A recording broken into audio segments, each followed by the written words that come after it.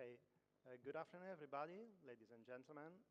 My name is Fabio Roli, and I'm one of the two co-tutorialists, together with my colleague Battista Biggio, who is just in front in the first row of the room.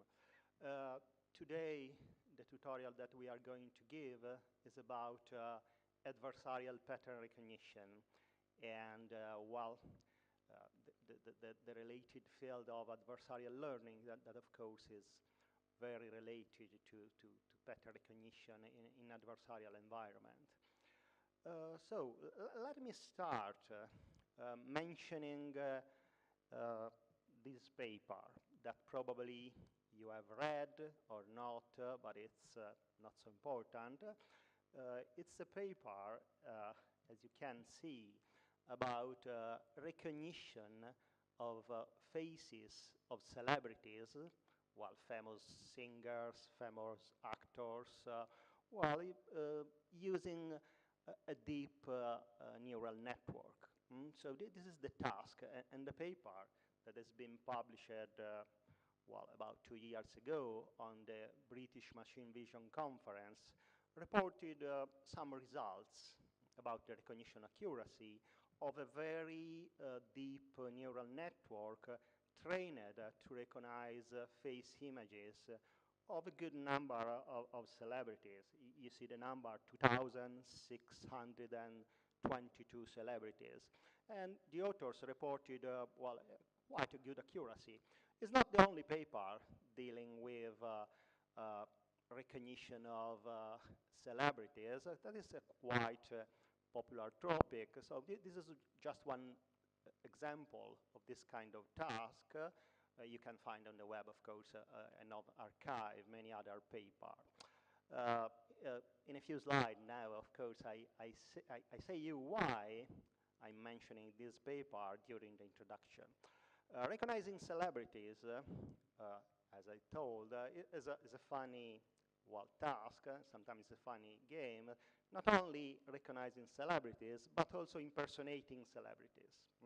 I imagine that while in your countries there are some TV shows where people are challenged to recognize or to impersonate celebrities. In Italy, for example, there is this quite popular, very popular probably, TV show. The Italian name is Tale Quale.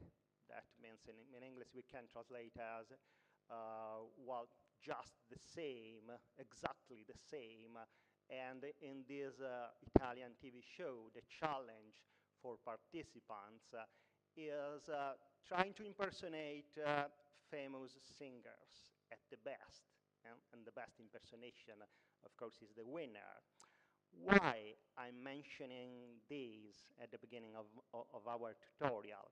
Because now I ask you a small mental experiment that, of course, is biased for what I want to tell you. And the mental experiment that I ask you is this one. Imagine that there is, in a few years, a new TV show.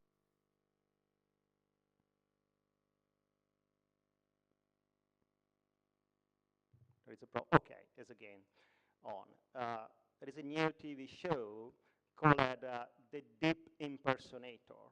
Yeah, of course, it's an invention. It's an hypothetical TV show. And in this hypothetical TV show, the challenge for the participant is to challenge the last release of a deep neural network trained to recognize celebrities. And the challenge for the participant is to evade the face recognition system, impersonating the celebrities. But to be more precise, imagine that you are one of the participants of this TV show, and your challenge, you are a man, a gentleman, 45 years old, white, and you want to impersonate, the challenge is impersonating a famous actress. Probably you know or not, this actress is a very famous model, American model and actress, Milan Jovovich. Now my question for you is, What kind of trick, more technically, what kind of face spoofing technique you think that could be the best to, let's say, evade, to fool this face recognition system based on deep network to win the competition, to win this TV show? Which kind of trick? Well, I hope it is clear enough, because it's simple. What is the goal? There is, in this hypothetical TV show called the Deep Impersonator, a face recognition system using a deep network, imagine very well trained, carefully designed, and you, as a participant of the show, should should evade the face recognition system, in the sense that you are able to impersonate this American actress model, Mila Jovovich, so that for the face recognition system, you are recognized as Mila Jovovich, as this nice lady. Okay, which kind of trick you think that could be the best? Of course, well, you can imagine that if you use a smart trick, you have more chances to be the winner of the competition. Any idea or any proposal for the trick that you could use? Makeups. That's very good. Yeah, that's very good. Yeah, makeups is a very reasonable trick. And indeed, if you're a computer scientist, like probably all people in this room, maybe the first thing that you could imagine to do is look at the state of the art in face recognition, just to understand which are the most promising tricks. And if you do that, and you look at the state of the art in face recognition, very easily, using Google, you can find in a few seconds that a few years ago there was a quite large research project funded by Europe, funded by the European Commission, that was, well, the name of the project was Tabula Rasa, a project in Europe fully devoted to investigate the security of biometric system, and in particular face recognition system. And at the end of the project, there was a quite large competition where the participant of the competition should challenge many different commercial and academic university face recognition system. Yeah, and well, the participants, they proposed many different and well, funny and sometimes very smart tricks, from very simple tricks like using plastic mask. You see the photo, yeah, to impersonate other guys, or just very, let's say, simple trick like using a printed sheet, a printed photo. But really, the winner of this competition within this project, Tabula Rasa, was a lady who used makeup, who used makeup to impersonate the gentleman that you see very close to this lady. So yes, using makeup is, in many cases, a good trick. But now the second question is really the best trick, considering that you remember the assumption. You are imagining that the face recognition system is based on deep network. So considering this peculiar feature, we are speaking about a face recognition system based using deep network. Do you think that, well, you could exploit these more and to find more, let's say, subtle, more smart trick? Do you have any idea? In addition to makeup, that is anyway a good idea. Any other idea if you think that? Yes, please.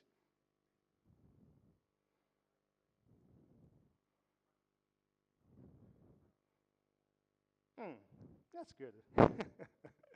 That's another possibility. That's another possibility. Any other idea? Any other trick? Using makeup, using Google to find other images or Another interesting trick has been reported and proposed in a paper published just last year, and this is this one.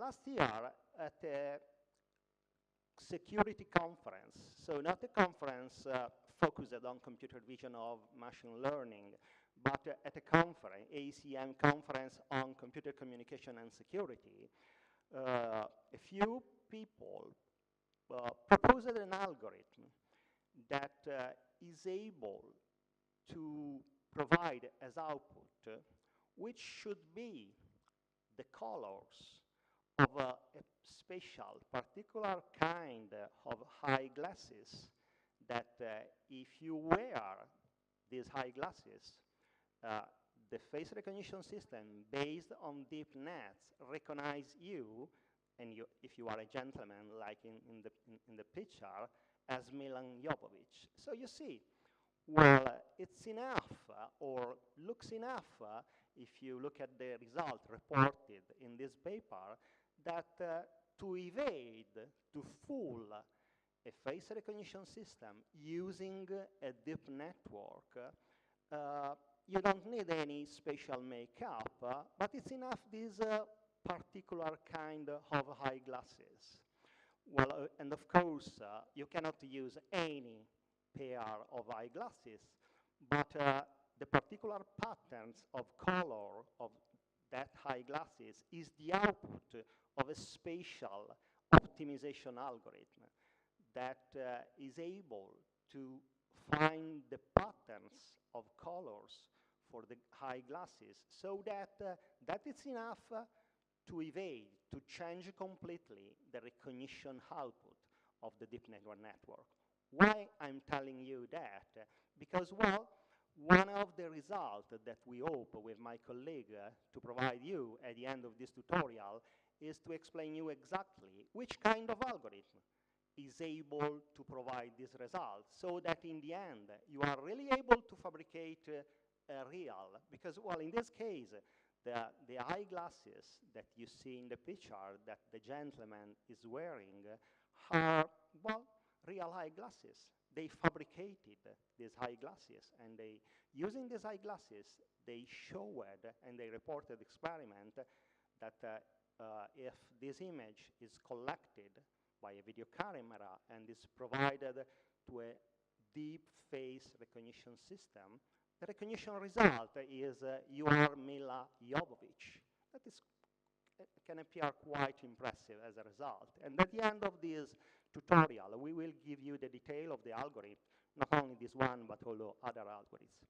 So the first message is, well, I think that we all are convinced, and it's true, that we are living very exciting time for pattern recognition and machine learning, because there is a big interest from many stakeholders, from companies, and so our work, research works, can provide results for many real applications, for many technologies. But just for this reason, there are new issues, especially new security issues, that we should consider when we design machine learning algorithms and pattern recognition application. So the question is, are we ready for this? Can we use the classical, let's say the vanilla, the plain machine learning model when we address adversarial pattern classification or pattern recognition task? To answer this question together with you, let me start really from the fundamentals.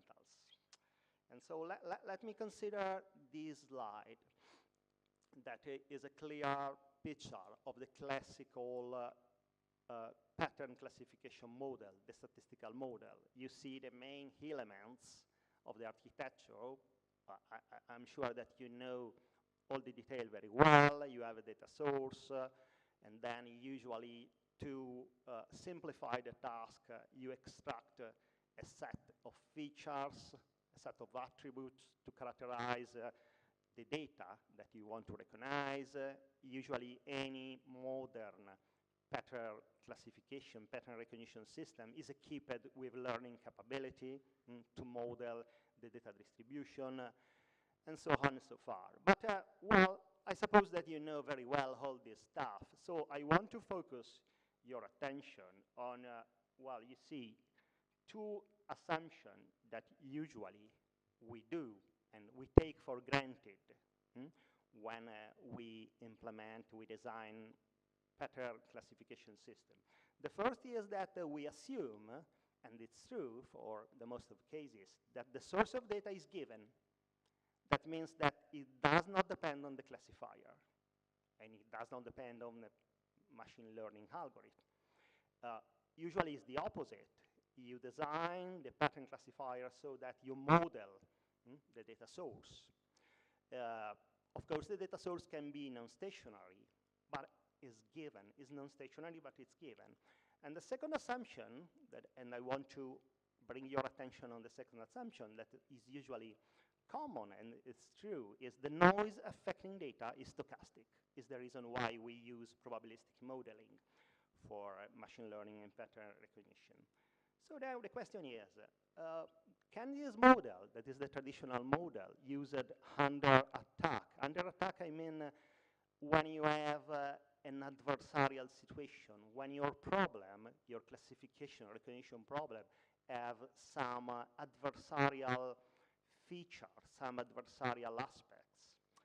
To answer this question, let me consider an example of a pattern classification task that has a clear adversarial angle.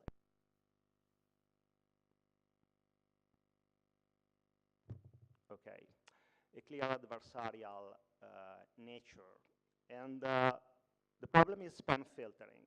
I think that it's quite clear to all of us that spam filtering has an adversarial.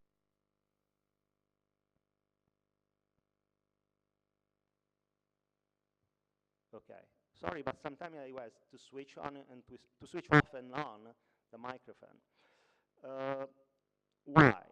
Consider this simple example of spam filtering. I assume that for sure you know, unfortunately, what is spam, and so the problem of spam filtering. Imagine that your anti-spam filter is a linear classifier. Why? First, because there are many modern and real products for anti-spam which are really linear classifier. One famous anti-spam filter that is a linear classifier is Spam Assassin. So don't consider this example a toy exercise or a toy example because it's very simplified, of course, but it's quite clear to the reality because indeed, in the reality, anti-spam filters can be and are linear classifier, like in the case of Spam Assassin. And in this example, I imagine that my anti-spam filter uses like feature, like input feature, simply binary feature related to the words that you can find in the body of the email and which can be related to spam message or legal message.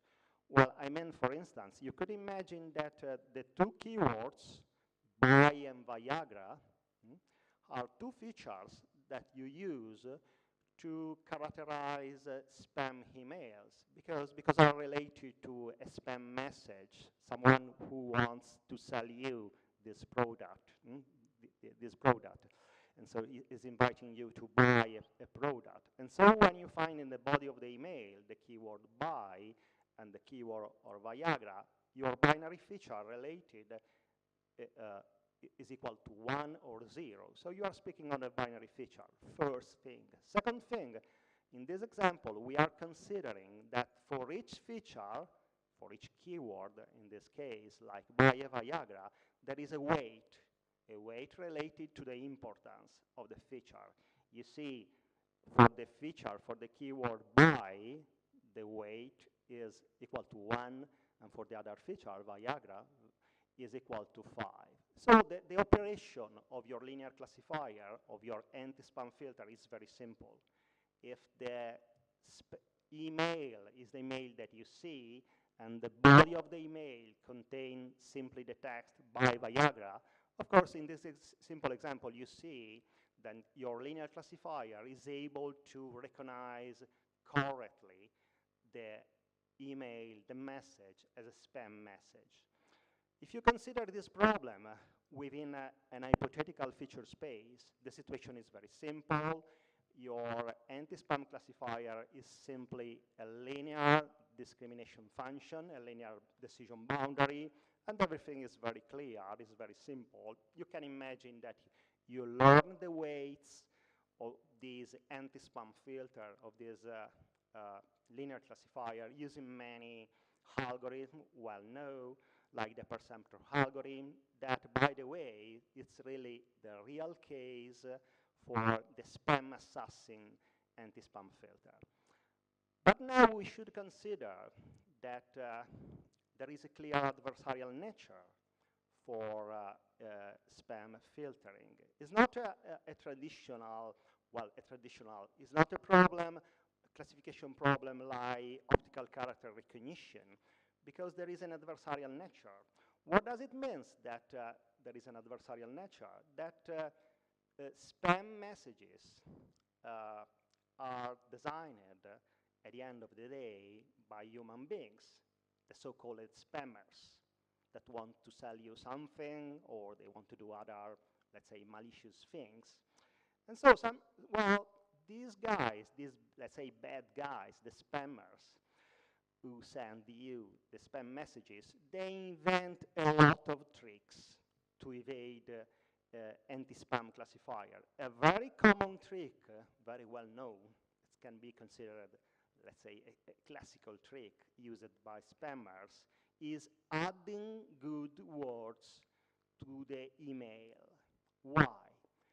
Because usually, and it's very clear if you look at the slide, there are some words called good words which are not frequent in spam message and which are very common in legal emails, in good emails. And so the weights related to such feature are usually low or negative. So it's quite clear the click, or should be clear the trick, if the spammer adds this kind of good words to the email, well, it's very likely that it's able to evade the anti-spam filter. And at the same time, let's say the message "by Viagra" is still understandable. And so this could appear a little bit strange, but this trick works very well, and in many cases it's able to evade the anti-spam filter, and so to reach the goal of the spammers. If you consider this situation and this particular trick called adding good words from the feature space view, you can imagine something like this. You see, what does it mean, adding good words, when you look at an abstract feature space? It means that the pattern representing the email, but you should consider that in this representation, each point inside the feature space is one email. When you add good words, this means that you are adding information so that the pattern representing the email is shifted to another region of the feature space where the pattern, and so the email, is misclassified as a legal email, as a genuine email, even if it's a spam message. But the important thing to know for our discussion today is that it should be quite evident, quite clear, that adding good words can be considered a sort of addition of noise, but the kind of noise is not stochastic. If you look at the picture, you can, after a while, realize that the noise that you add to the patterns when you use this trick is not stochastic, is not random. is a noise that, from the conceptual viewpoint, has been clearly designed to evade the classifier. It's not stochastic. It's more deterministic than stochastic. So if we come back to the question, is this classical model good for adversarial pattern recognition tasks like spam filtering? And to answer this question, you consider again the two implicit assumptions that usually we take for granted. The source of data is given, and noise affecting the data is stochastic. I think that you agree with me, after the example of spam filtering, that the answer to this question is, of course, no. The classical model is not good. Why is not good? Because after considering spam filtering, should be clear enough that, well, the problem is quite different. It's quite different. The source of data is not more fixed, quite clear from the example of spamming. And noise affecting the data cannot be considered simply a stochastic noise, Gaussian noise, or any other kind of random noise. It's something that we could call, at the first sight, adversarial noise. It's a noise just designed to maximize the error of our classifier. In our example, to maximize the error of our anti-spam filter. So it's more adversarial noise than stochastic noise, a random noise. Consider that this distinction between adversarial noise and random noise, stochastic noise, is not new. It's not new. If you are familiar with communication theory, well, probably you already heard about the distinction between stochastic noise and adversarial noise, because it's a concept very well known in information theory and so in communication theory, because comes from the distinction introduced by Shannon and Richard Hamming. Yeah, the first kind of noise used in information theory was the probabilistic noise, the random noise used by and proposed by Shannon to model the noise over a transmission channel.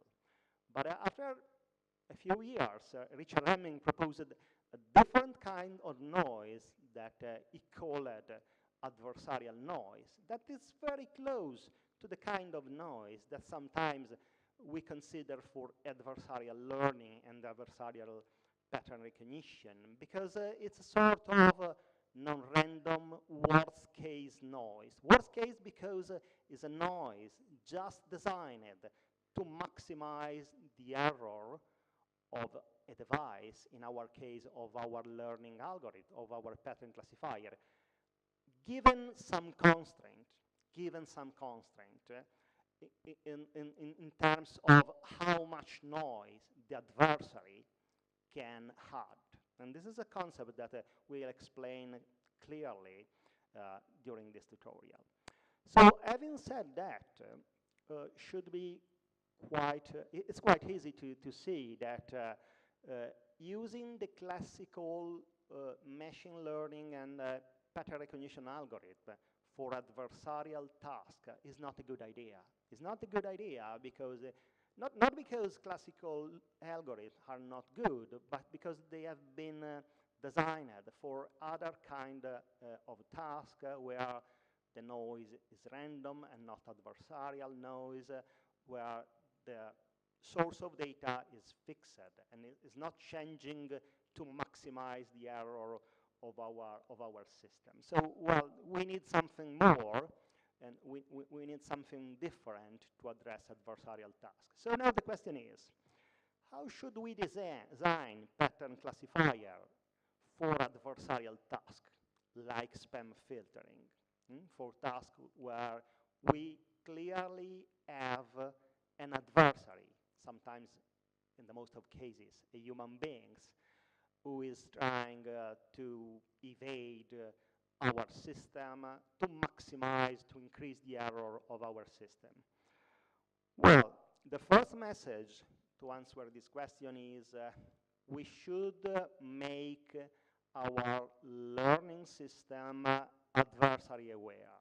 We should make the system aware of the presence of the adversary, because otherwise there is no way. To design adversary-aware system, the first important conceptual point to consider is that any adversarial task, as any security issue problem, is an arm race. Arm race is an important concept in adversarial machine learning. Of course, it's not, again, a new concept. It's a very well-known concept in security, in computer security, and in any other security fields. Because in security, it's quite clear that there is an arm race between the adversary and the defender. But if you have an adversarial machine learning problem, you have exactly the same situation. So arms race is an important concept to understand. Given that, let me spend a few slides to give you an example of what is and what could be an arm race in the context of a machine learning and pattern recognition problem. So let me mention a famous example of arm race in our field related to what is called image spam. I use this example because it's quite easy to understand, even if you are not so familiar with spam filtering, because it's quite intuitive. And this is the story. It's a short story that I want to tell you. Some years ago, well, now it's already more than 10 years ago, about in 2004, there was a new kind of spam. Because, well, between 2004 and 2006, there was a large new spam dissemination, because the spammers, they invented at that time a new trick that was after called image-based spam. And the trick was very simple.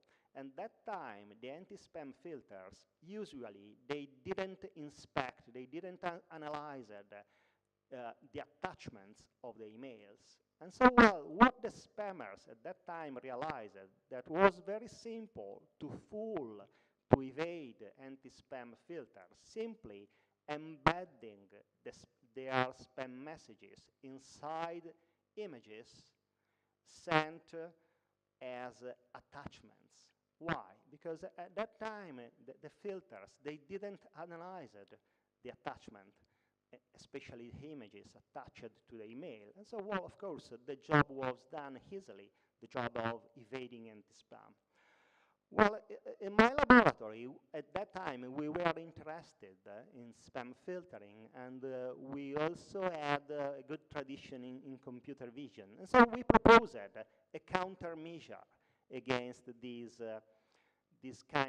new kind of spam messages. And well, the countermeasure that we proposed was very simple, We simply proposed to equip anti-spam filter with OCR, optical character recognition capabilities, and to make anti-spam filters able to extract the text inside images, inside attachment containing text.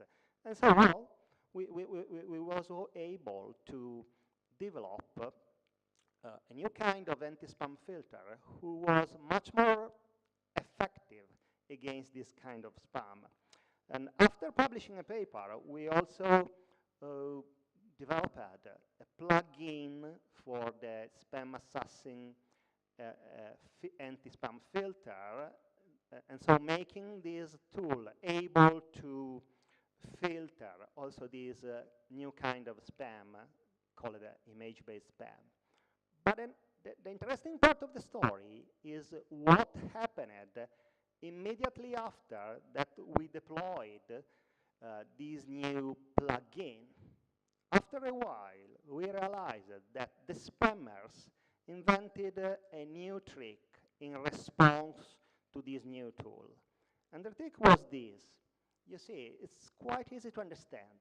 What they did, they simply corrupted the spam messages, the images containing the spam messages, in order to make impossible for optical character recognition to read the character and to extract the text.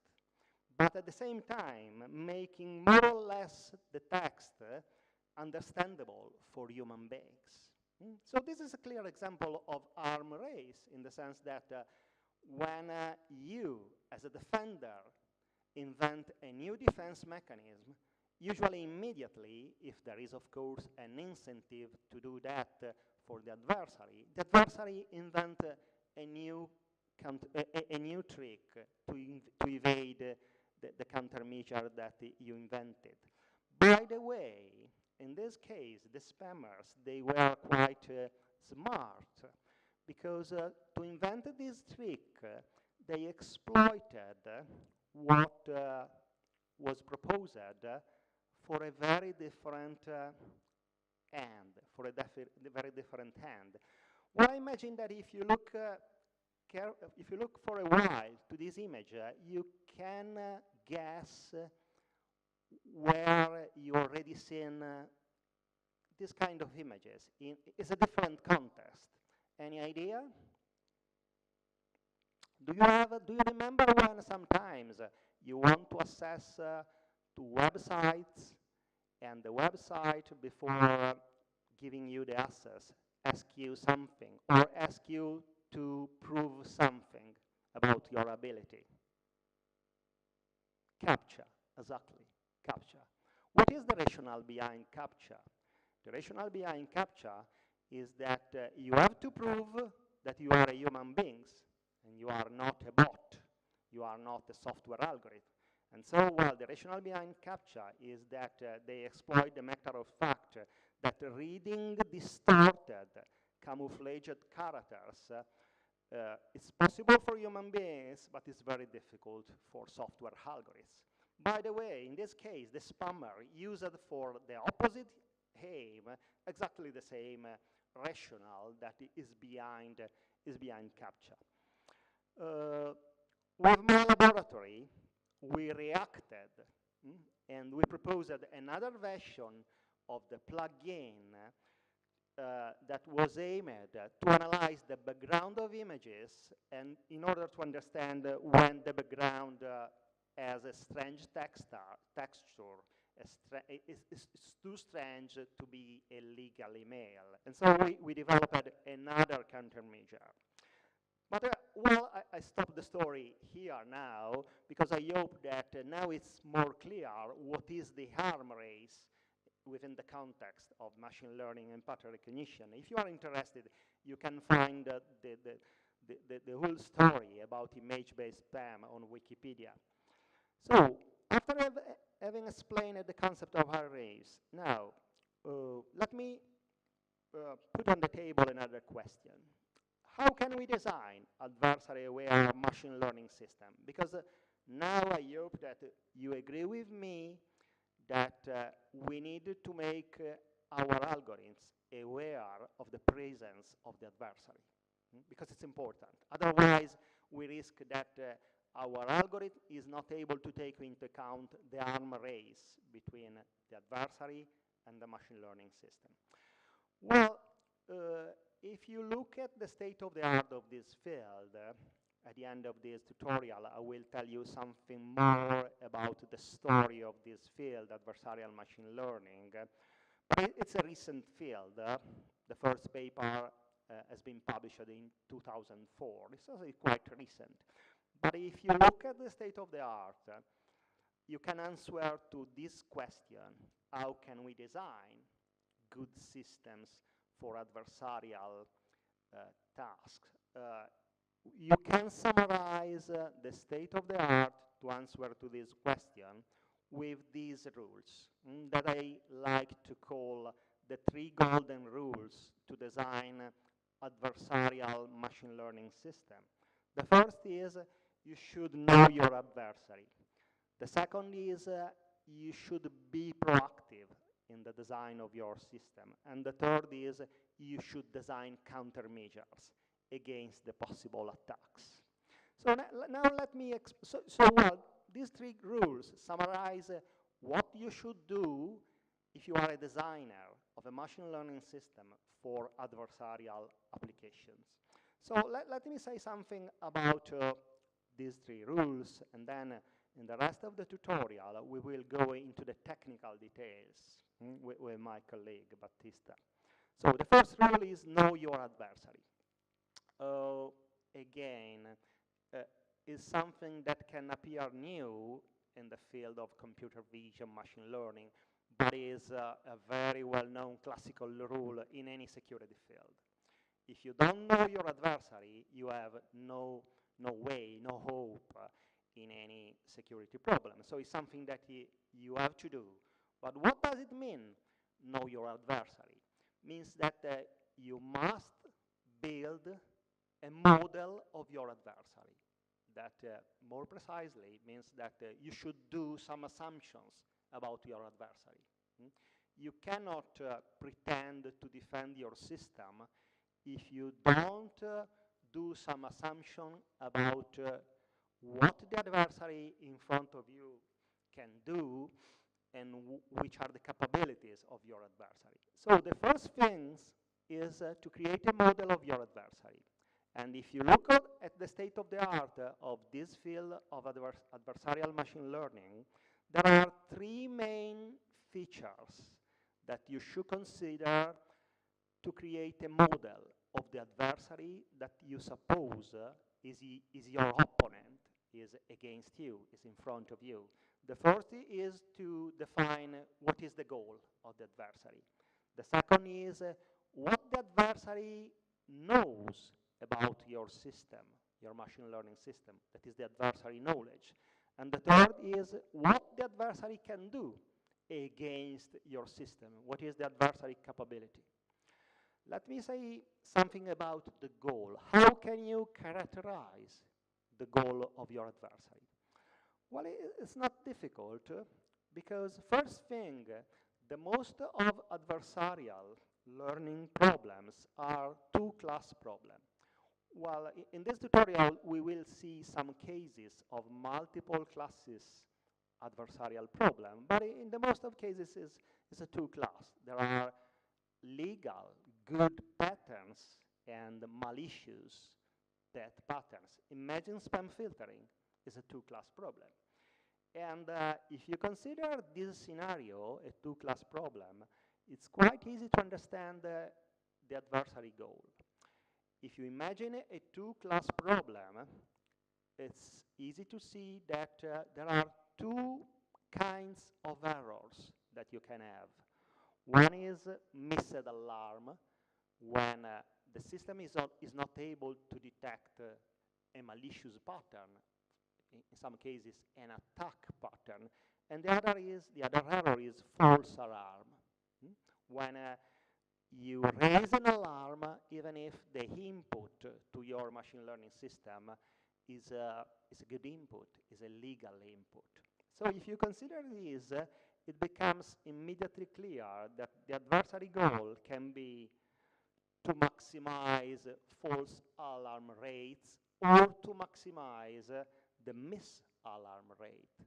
Depending on what your adversary wants to do against your system, you have two main kind of goals. One is called denial of service goal, denial of service attack, when your adversary wants to increase the false alarm rates. And the other is evasion attack, when the goal of the adversary is to evade your system and so to increase the miss alarm rate. And these are the two main kind of attack. What is the message? The message is, and we will see the technical detail later, before designing your system, you should make an assumption. What do you expect? You expect that the goal of your adversary is to increase false alarms or miss alarms. Depending on this, you should change the design of your system, because you cannot, or it's very difficult to protect your system from any kind of attack, and in some cases it's too expensive to do that. So it's important to define what is the goal of the adversary.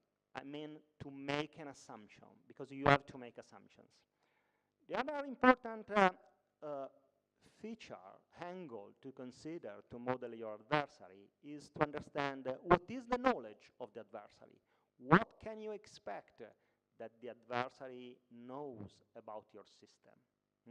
One simple assumption is that the adversary knows everything. The knowledge of the adversary is perfect, know everything. What does it mean?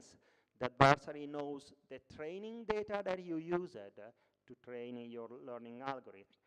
The adversary knows which kind of features you are using. And also knows exactly the learning algorithm that you are using. And so knows everything. Do you think that is a realistic assumption, or is too pessimistic? Any idea about how much this assumption that your adversary knows everything about your machine learning and pattern recognition system is a realistic assumption or not? Do you think, well, let's say a binary question. Do you think that is realistic? Yes or no? Yes? How many? No. Yes. Do you think that it can be? Yes. Well, let's say that, yeah, it's not impossible. Imagine that your system is open source. It's open source. You developed your machine learning system, and you are providing the system as an open source tool. So you are providing the code. You are providing everything.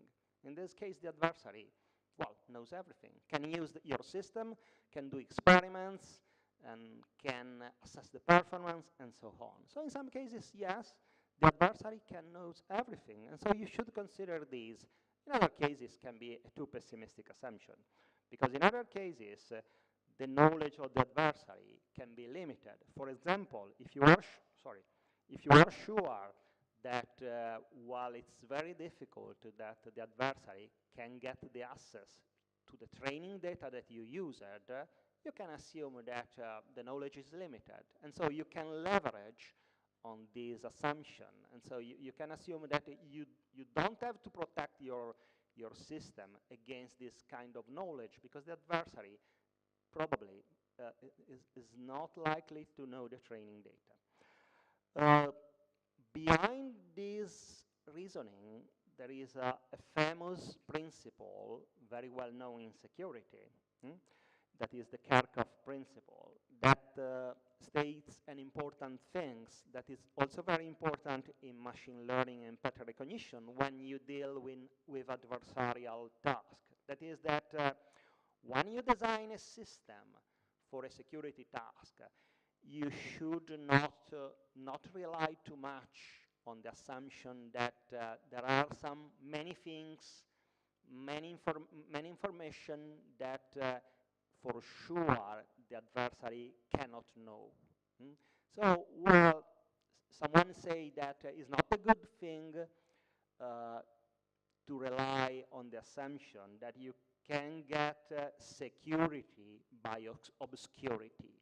That means that you can imagine that your system is secure because the adversary knows nothing or knows little information about the system.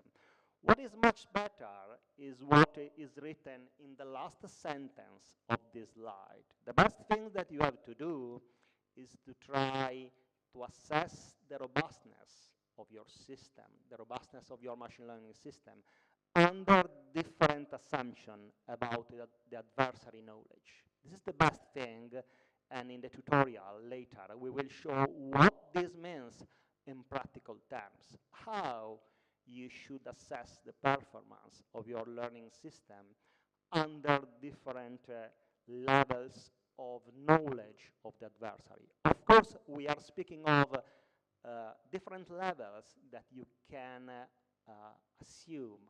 And so you should assess the performance under different assumptions. Another important thing is the capability of the adversary.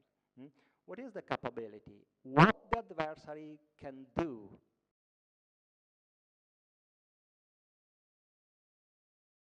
Make an assumption about, should you imagine that the adversary will attack your system when the system is under training, while you are training your learning algorithm?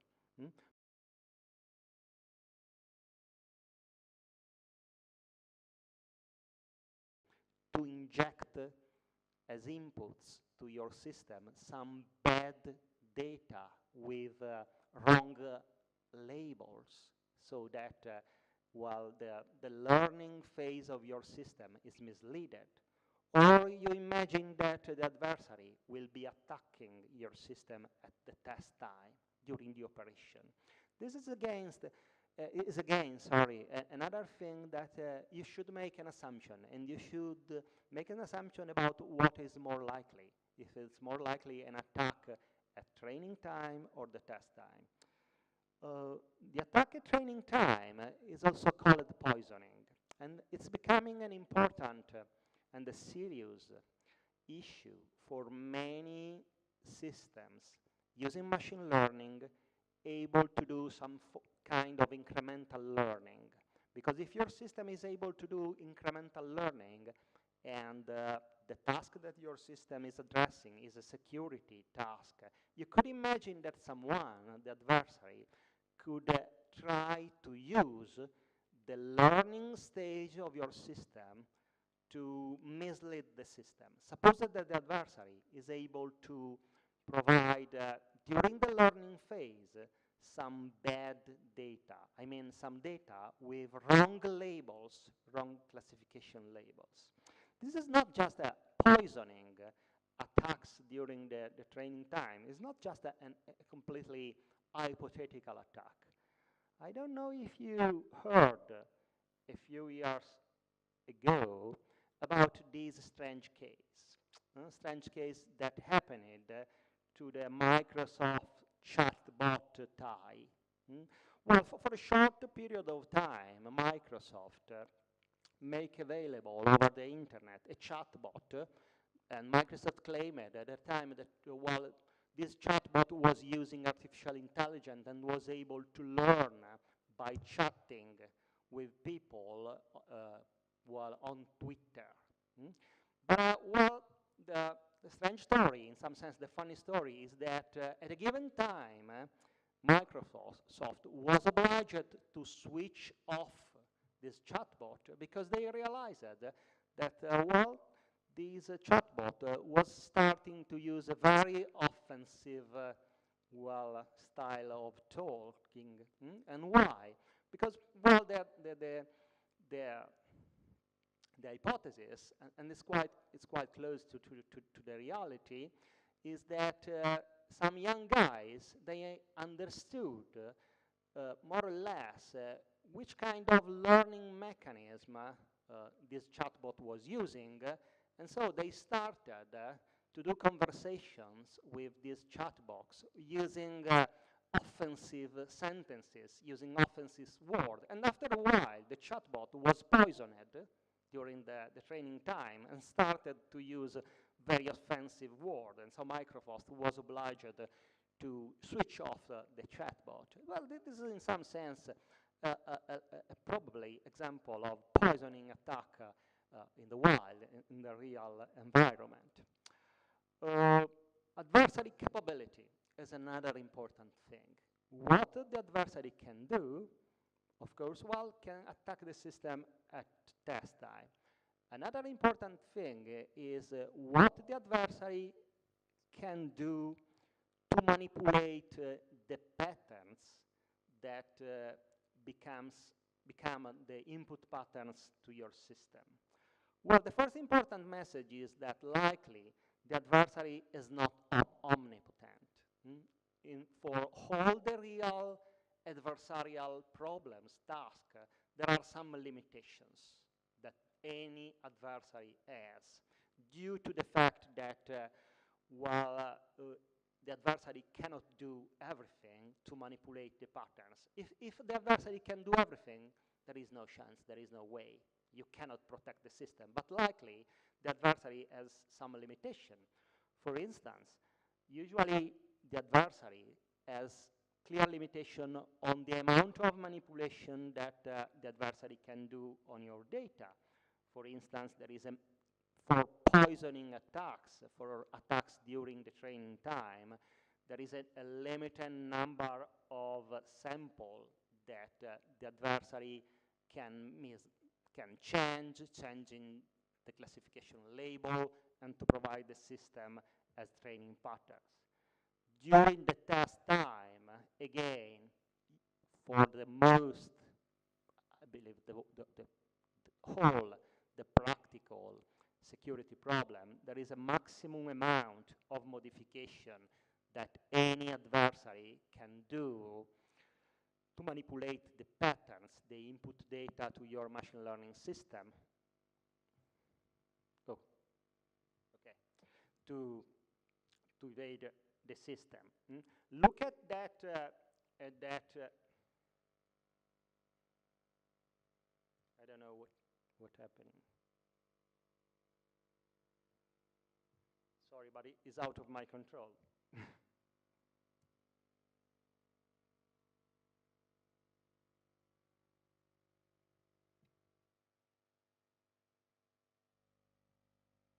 Let me try.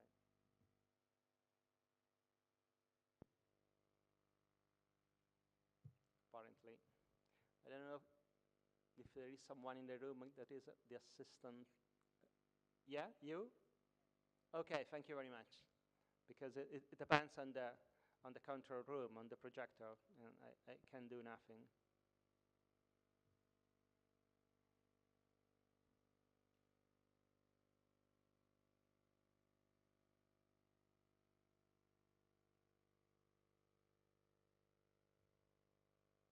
Sorry for the interruption. Anyway, while I was speaking about the capability of the adversary, and even if there is no picture, it's again, and it's something that we will see clearly.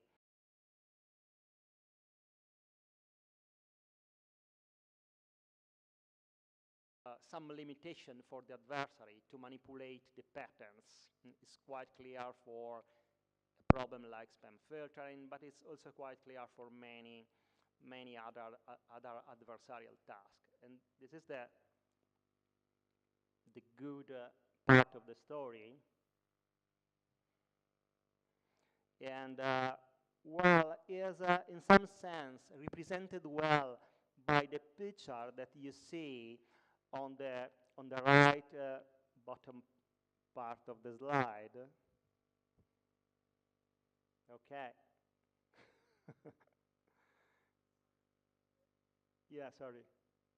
Yeah. Anyway, okay. And keep in mind keep in mind. No, sorry. Yeah, it's not the right day. Okay. Okay, I wait for a while, so before. Maybe I can. Okay. Let's see if it works. And keep in mind that the picture that you see, because it's an important concept that we will describe in details later. And it is a conceptual representation. You see, there is an hypothetical feature space, just 2 dimensions, and X, the dot point, the red point, sorry, X, is an hypothetical pattern, and X apex is the pattern after the modifications that one adversary does just to evade an hypothetical machine learning system. You see the decision boundary. likely we will see in the rest of the tutorial that there are practical limitations for any adversary, for any practical task, so that any adversary cannot do, for practical reason, too many modifications to the patterns, because otherwise it will be very easy to evade any machine learning system. But consider spam, for instance. It's easy to see that, to understand that the spammer can modify some words of the spam message, but not too many. Why? Because otherwise the message, the spam message, is not more understandable, and you don't, by nothing, the message does not arrive to people. Okay, this is okay. Let's do that. It's time for coffee break. We go to the coffee break, and we hope that when we start again at 3:30, the projector work well. Sorry for the interruption, but well, we explore the fact that there is a coffee break.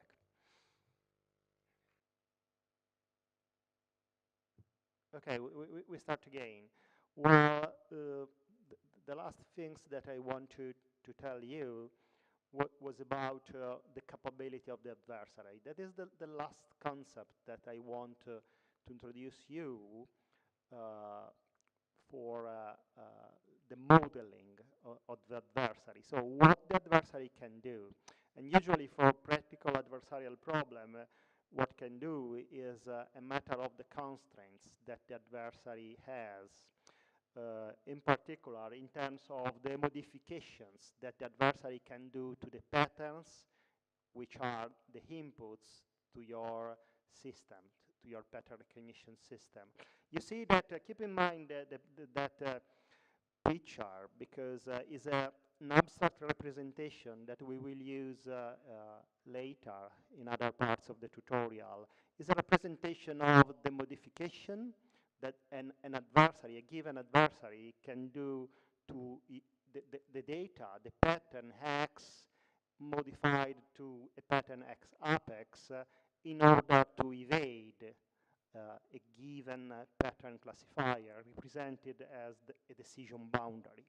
This is quite it's quite an important concept to understand the capability of the adversary. Usually, we are lucky in practical problem because the amount of modifications that the adversary can do as a constraint, we will say something in details later, is a constraint in terms of a maximum amount of modification that can be expressed, you see in the slide, as a threshold of a distance measure, D max, the maximum amount of modification that the adversary can do. All in all, when you think about the adversary capability, there is this principle that in security, in computer security, is called conservative design. And again, is a principle that suggests you that the best thing to do is to consider different scenarios in terms of different level of capability that the adversary can have, so that you can assess the performances and the vulnerability, the security of your system, considering different degrees of capabilities, different level of capability, so different attacks that the adversary can carry out against your system. Well, this is the part that we have discussed about modeling the adversary. Do you remember? So considering the goal of the adversary, the knowledge that the adversary can have or has of your system, and the capability, which are three dimensions which are very important to create a model of your adversary. The second part is being proactive, trying to understand in advance, being proactive, what the adversary can do against the system, against your machine learning pattern recognition system. And here I leave the word to my co-tutorialist, Battista. Okay, so thanks Fabio for passing me this part of the tutorial. So As Fabio said, we are now approaching the part on be proactive, which is the second golden rule among the three ones we've seen before. And the idea here is actually to exploit the model we've seen to hypothesize and figure out potential attacks against our pattern classifier in general. So the question here, and the goal of this will be to, in the end, try to anticipate the attacker. So we try to break machine learning algorithm and then figure out what happens to design some secure learning algorithm. And so the main question I'll be addressing here is how to craft optimal attacks in some sense against the learning algorithm and what happens to the performance of the classifier under attack. So in some sense, the idea is to measure some empirical bounds on the performance of the classifier under different kinds of attack scenarios. And among all the possible attack scenarios that you can hypothesize with the model, we identify two main attack settings. One is named evasion attacks, and here it follows the same line Fabio was discussing with the example on spam filtering. So the goal here is to manipulate malicious samples at test time to have them classified as legitimate by the learning algorithm. The knowledge in this case can be perfect or limited, and we'll see more in details what this means. And clearly, we have also to make some assumption on the capability, which in this case, it's related to how you can manipulate data to evade detection. So for example, one clear example here is if you have malicious software, a malware or a computer virus, and you want that specific instance to be misclassified as benign or legitimate, you can manipulate data, but the constraint is that the malware still has to exploit some malicious functionality, and so the exploitation code has to be preserved.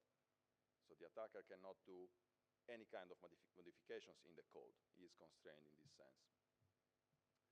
And the other main attack scenario is called poisoning, and we will see this more in detail later, but the main idea here is that the attacker can craft instances at training time, so he can inject some training data into your training set with the goal of causing a denial of service at test time. That means with the idea of causing as many errors, classification errors as possible when the system operates.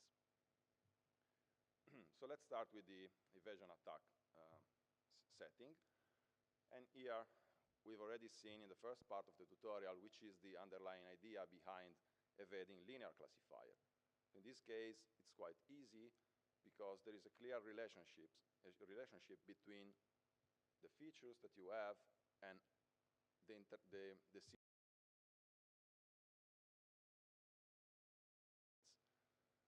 So, for example, if you have a spam email, which is characterized by a set of bad words, like this one depicted here. So you have the bad words in your dictionary are start, bank, portfolio, winner, and year. And they are, as you can see, they are associated to positive weights. So here the assumption is that positive means malicious. And the classifier gives these features a positive weight in the sense that it retains they are bad words. So they are learned as bad words. Whereas you have some legitimate words which are assigned a negative weight. So the negative class is legitimate here. And as you can see, this email is correctly classified as spam because to see that, you have just to sum up the weights corresponding to the words found in the email. So in this case, you have to sum up the weight +2 for start, +1 for bank, etc., right? So the score is 6, and assuming a threshold of 0 here, you correctly classify this email as spam. So a common trick to evade this classifier is to just slightly change the content of the spam email in such a way that the message is still readable to humans, but the email is misclassified by the learning algorithm, right? So the idea is simply to obfuscate the bad words.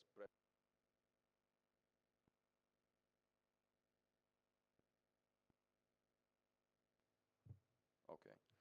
The idea is to obfuscate the bad words, like you change some of the characters. For example, you change A to 4, which is still readable and understandable to humans, but now the machine does no longer identify correctly that word. And so what happens is that the corresponding features are modified from 1, which means the word is present in the email, to 0, which means now it's absent. Okay, so this, in some sense, make this word disappear from the machine detection. Whereas the attacker can also add good words, trying to guess which are the good words learned by your filter. And in this case, you can see that we add just a word which is campus, okay, which is assigned a negative weight. So now, if you recompute the score for this modified spam message, you find that you have a contribution from the bad words, which is +3, and the contribution from the good words, which is just campus, of -4. And if you sum up that, it's -1, which is lower than 0, and then this email is misclassified as legitimate, as ham email. Okay, so is this clear to everybody? So it's very easy in this case to understand how to fool this kind of classifier. And then the question is, what happens if the classifier is nonlinear? Because if the classifier is nonlinear, you don't have any clear relationship between the input mapping and the input and the output mapping, right? You don't know why certain decisions are taken, which are the features most responsible for those decisions, and so on. And in fact, at that time, we're talking about 2012, 2013, people believed that nonlinear classifiers were more secure, or generally more secure. And this is an example of a paper by Nedim Cherndic and Pavel Laskov, which was published at a top-tier security conference, which is NDSS. And they explicitly say this.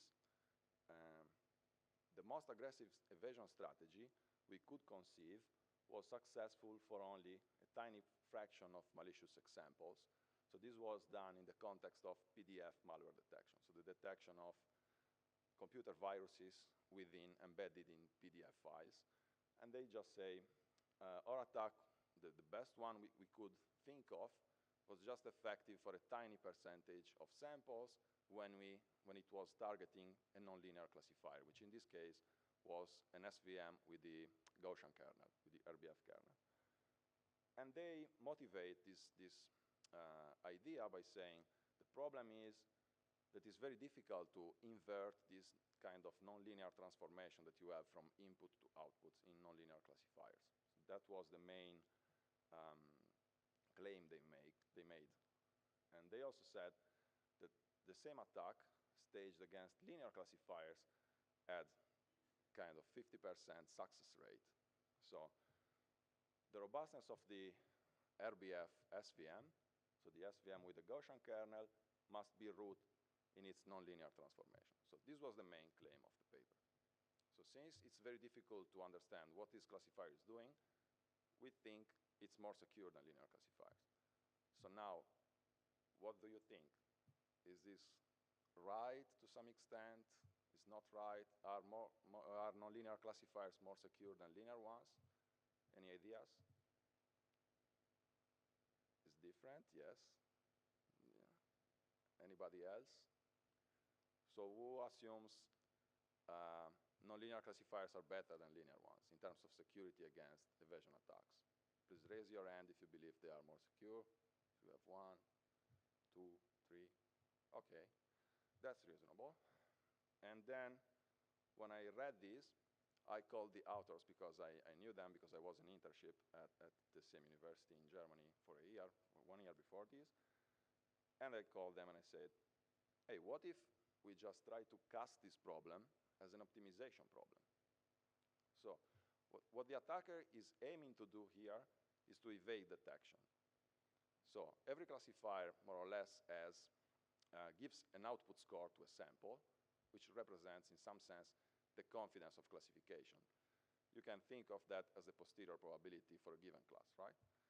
So if you have a binary classifier, two-class classifier, you have a single output, typically.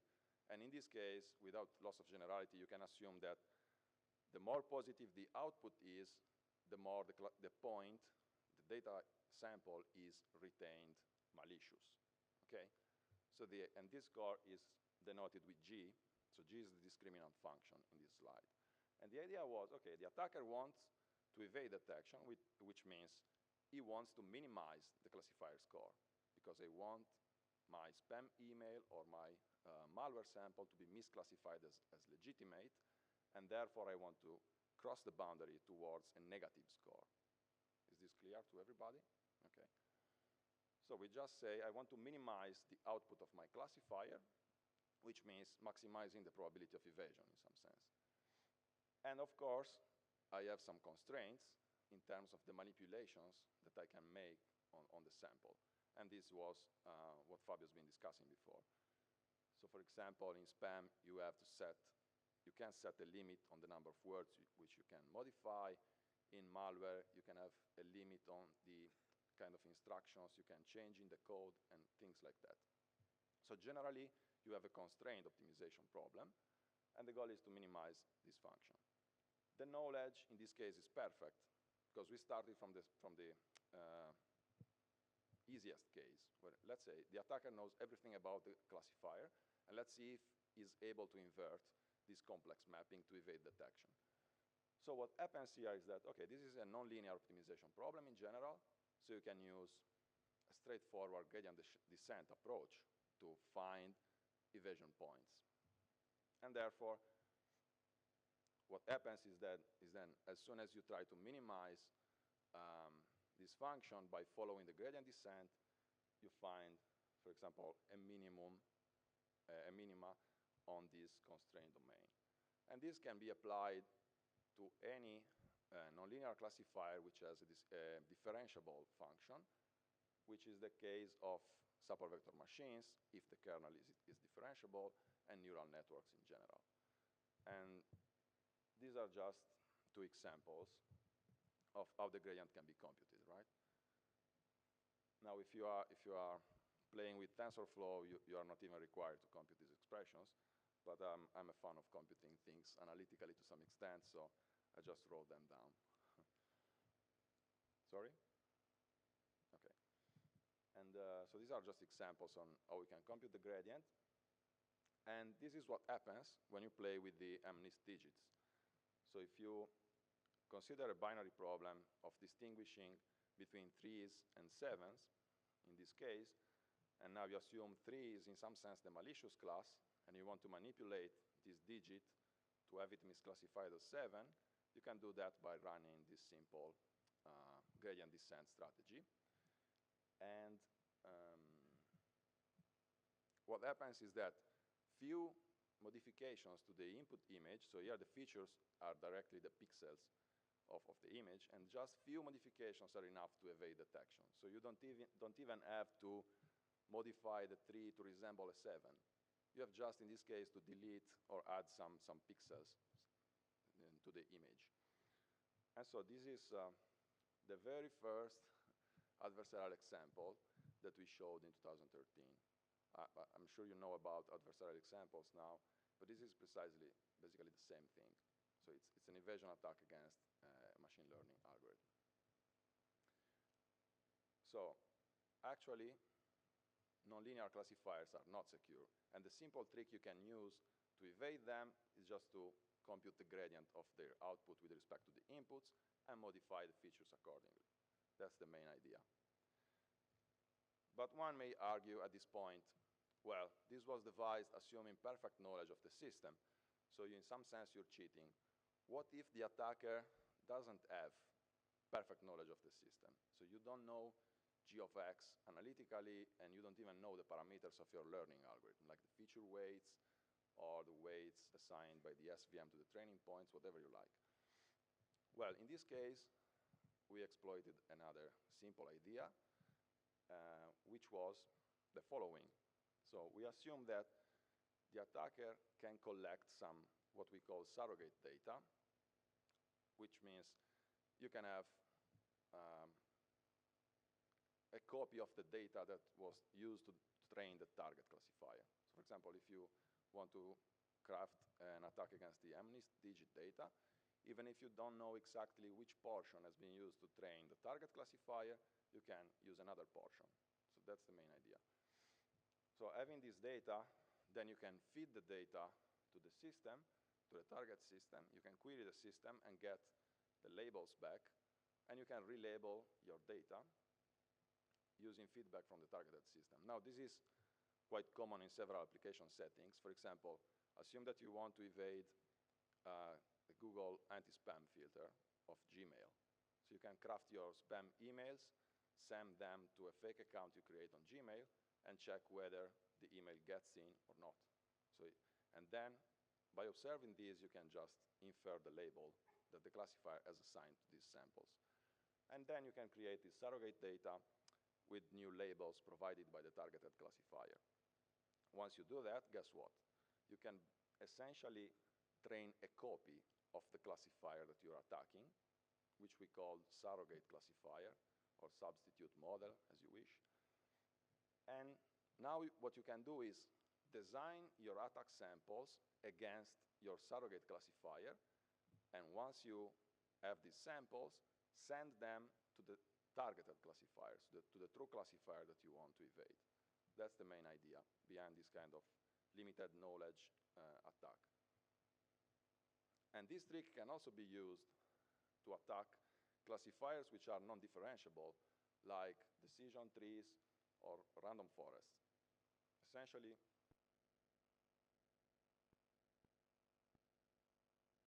okay, I have to reboot the mic sometimes.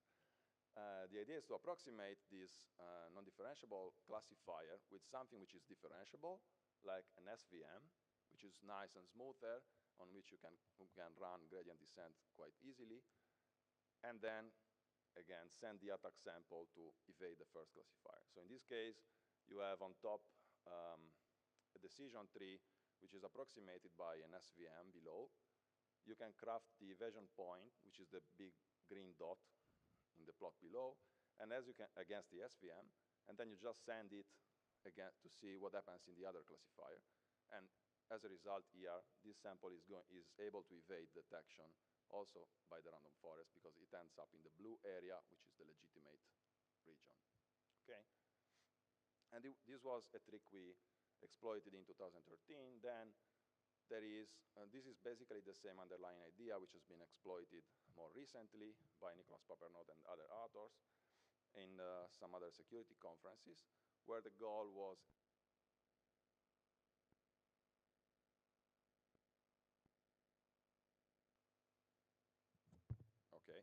where the goal was a bit different, and it was to steal some learning model provided as a service. So assuming that you provide your model in the cloud to do classifications, you can conceive some queries, an attacker can conceive some queries, then to steal your model.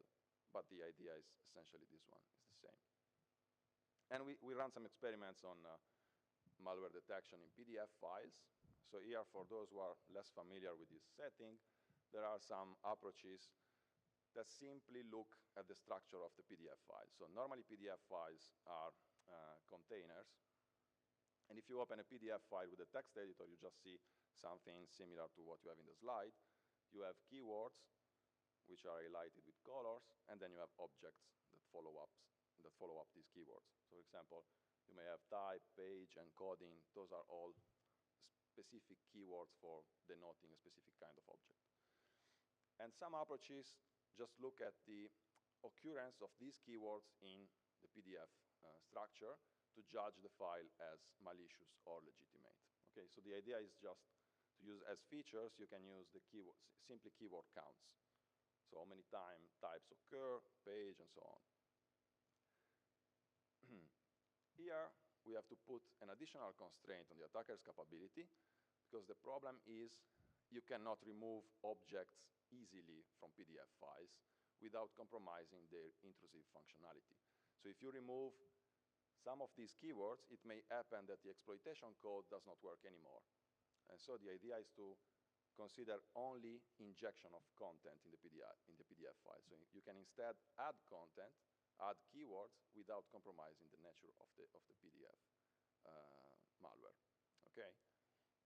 And this can be simply encoded with a kind of box constraint where you see you impose that all the feature values of the modified sample x prime are greater or equal to those of the source sample of the initial malware. Okay, so that is a simple box constraint. And we did some experiments on these, and I'm just showing the results here. So the plots show on the y-axis you have the evasion rate, which is the probability of the attack to succeed, while on the x-axis you have the number of injected objects. So what happens is that for an increasing number of injected objects, clearly the evasion rate increases. And of course, the number of injected object is measured using a distance in feature space, which in this case is the L1 distance. It's just using the L1 norm between counts gives you the number of injected objects. And what you can also notice from the plots is that both linear and nonlinear classifiers are quite vulnerable. And you can also see that the solid lines and the dashed lines are quite close together, representing respectively the perfect knowledge and limited knowledge cases. So having little knowledge of how the classifier works is not a big problem if you can approximate it reliably with this trick of surrogate learning. Okay, so the take-home message here is that both linear and nonlinear classifiers are vulnerable to evasion attacks, and the performance of such systems should be always evaluated with respect to an increasing capability of the attacker, which in this case was a number of injected objects into the PDF file, because this gives you a complete overview of how the classifier behaves in such an adversarial setting. Okay. So, if you don't have any questions, I'm moving on. With a couple of slides, I just want to point out what happened in 2014. It happened that the community of deep learning was starting to get into the field of adversarial learning, and the famous paper, which connects the two areas of research in some sense, is this one, Intriguing Properties of Neural Networks, co-authored by Christian Szedi and Jan Goodfellow, where they started from a different goal. They started from the idea of understanding why neural networks are not stable. And what they discovered as a side effect was that tiny modifications to input images, if crafted along the gradient direction, were able to evade detection. So how many of you have seen this image before? Please raise your hand. Okay, so you know what we're talking about. And here the idea was, so you start from a school bus, you add some noise, which in that figure is magnified for the sake of visibility, and what you get is pretty much the same image. I mean, no one would argue that the two school buses are different in those pics, do you? But what happens is that the first image is on the left-hand side is classified correctly by the deep neural network, whereas the second one is classified as an ostrich. And to this end, you just need to add a tiny, small perturbation to the input. But the idea was pretty much the same we exploited for the other end in evasion attacks. So just following the gradient path to design this kind of adversarial noise. They cast the problem in a slightly different way, because here the goal was not that of maximizing the posterior probability of the classifier, or said another way, the confidence that the classifier assigns to the sample for the desired class, but the idea was just to minimize the perturbation, given that the sample is misclassified. So that is what this optimization problem describes.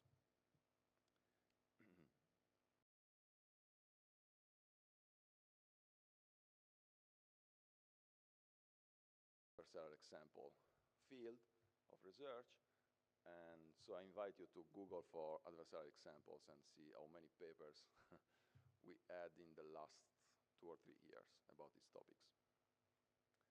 Now in the next set of slides, I want to pose another case to your attention, which is what about the security of robot vision systems to this threat?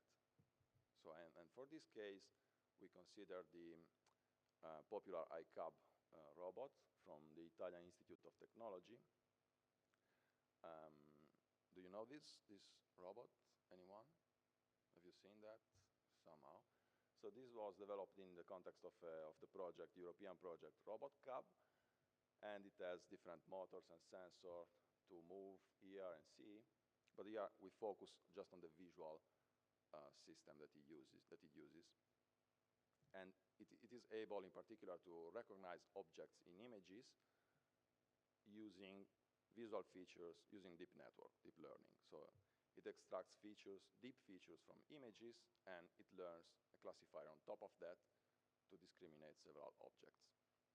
So the underlying idea is that you have the robot vision system acquiring images, and then these are automatically cropped around the object of interest, and the object of interest, which is a cup in this slide, it is then fed to the ImageNet network up to the penultimate layer of the network, which is FC7 in the slide. And what the authors of this, of the proposer of this iCub vision system did was essentially to replace the last layer of this network with a simple linear multi-class classifier to implement a kind of incremental learning mechanism on the embodied in the robot. So the idea is that you can add new classes, new kinds of objects can be learned by the robot while operating. So you can show it a new object, and then if it's misclassified, you can say, this object is not a cup as you believed, for example. This object is rather a new class of objects that you don't know. For example, a dishwater detergent or something. And in this way, you can essentially augment the set of classes, the set of objects that the bot knows.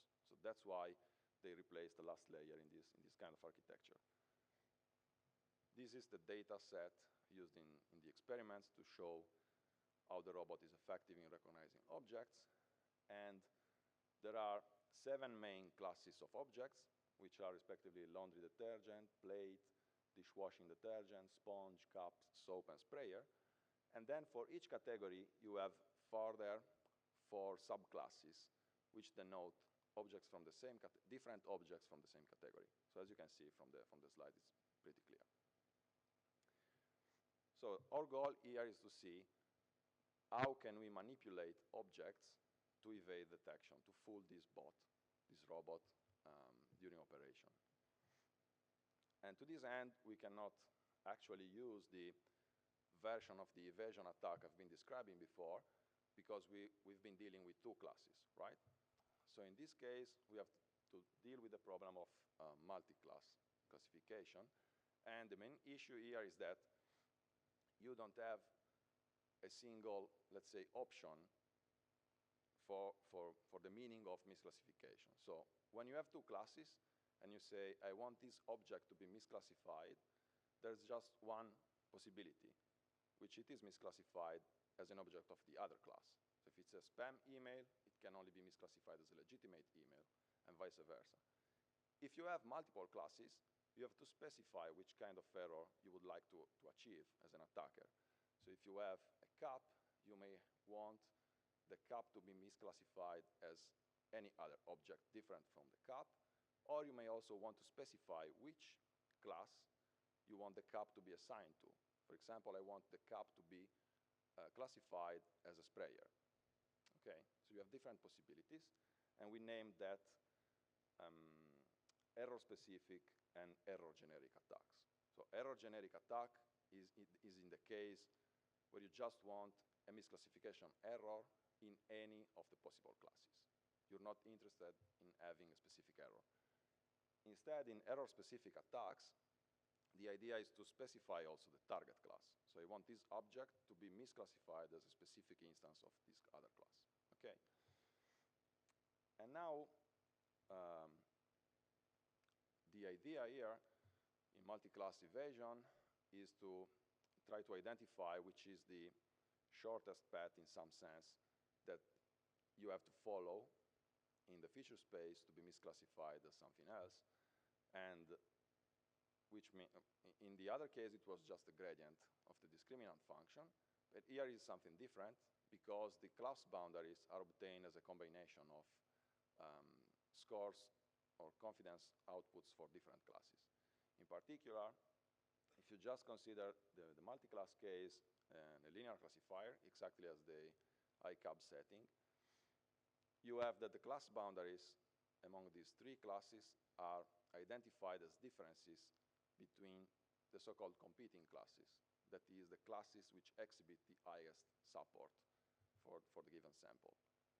So for example, if you have three distinct binary classifiers here, red against everything, blue against everything, and green against everything, denoted with F1, F2, and F3, the multi-class decision boundary, which is the black one, is just determined by subtracting F1 and F2 between the red and the blue class, and so on and so forth. So just to cut it short, the main idea I want to convey here is that the boundary depends now on the difference between the two classes with the highest support for the given point. And therefore, our objective will look like this omega function, where you have a fixed class, a support for a fixed class k, fk of x, minus the class with the highest support, L, chosen among the remaining set of classes. So let's make a clear example now. So in the error generic evasion case, you want just to take a blue point and have it misclassified as any other class. The important thing is that the blue point is not classified as blue. So to achieve this, you can basically set K to be the blue class and set L as the competing class, which most likely in this example will be the red one, just because it's the closest one to the blue in feature space. And then you just minimize this objective omega, because what will happen is, on the one hand, you will minimize the contribution coming from Fk, which means you minimize the support that the classifier gives to the blue class, whereas you will minimize minus the other term, which means you maximize the support that the classifier will give to the highest competing class, which in this case, the closest one, which is the red one, okay? And therefore, of course, you still have common constraints on the distance between the input sample. In this case, we use the Euclidean distance, which just draws a circle around the starting point. And then we have a box constraint that in the case of images is just used to enforce the fact that the pixel values have to be within 0 and 255, okay? So that's the main idea behind this generic error attack. Whereas if you consider the error-specific case, you have to use the same objective but slightly adjust the interpretation of each term. So in this case, I still want the blue point to be misclassified, but in this case, I want to specify the target class, and I want to have the blue point misclassified as green. So to do that, I assign K, the target class, K to the target class, so K now is the green class, and L is the competing class. So when I start, the point is the blue one, which is correctly classified as blue, so the competing class will be the blue one, okay? What I want to do this time is to maximize the objective, because I want to maximize the probability that the sample is assigned to the green class while minimizing the probability that it is assigned to the blue one. Okay, so I want, in some sense, to transfer the probability of blue to the probability of red to have the sample misclassified as desired. And so this is for the general formalization of the attack. Then again, we solve this using gradient descent. And basically here you have two contributions. One is given, so use the chain rule, first of all.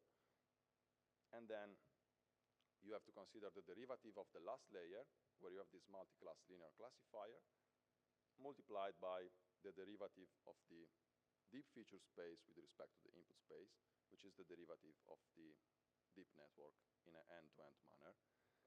In practice, this means that you can compute easily the derivative for the linear classifier, and then you have to propagate back the derivative towards the deep network to have the gradient in input space.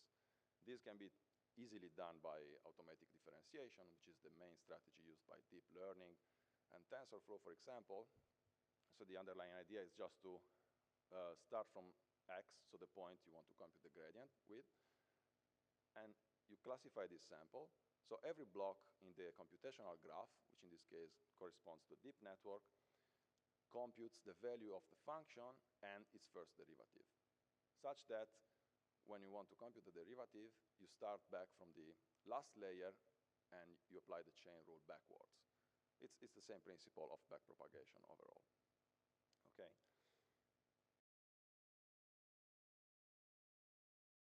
Happens when we run this attack on the ICAP dataset.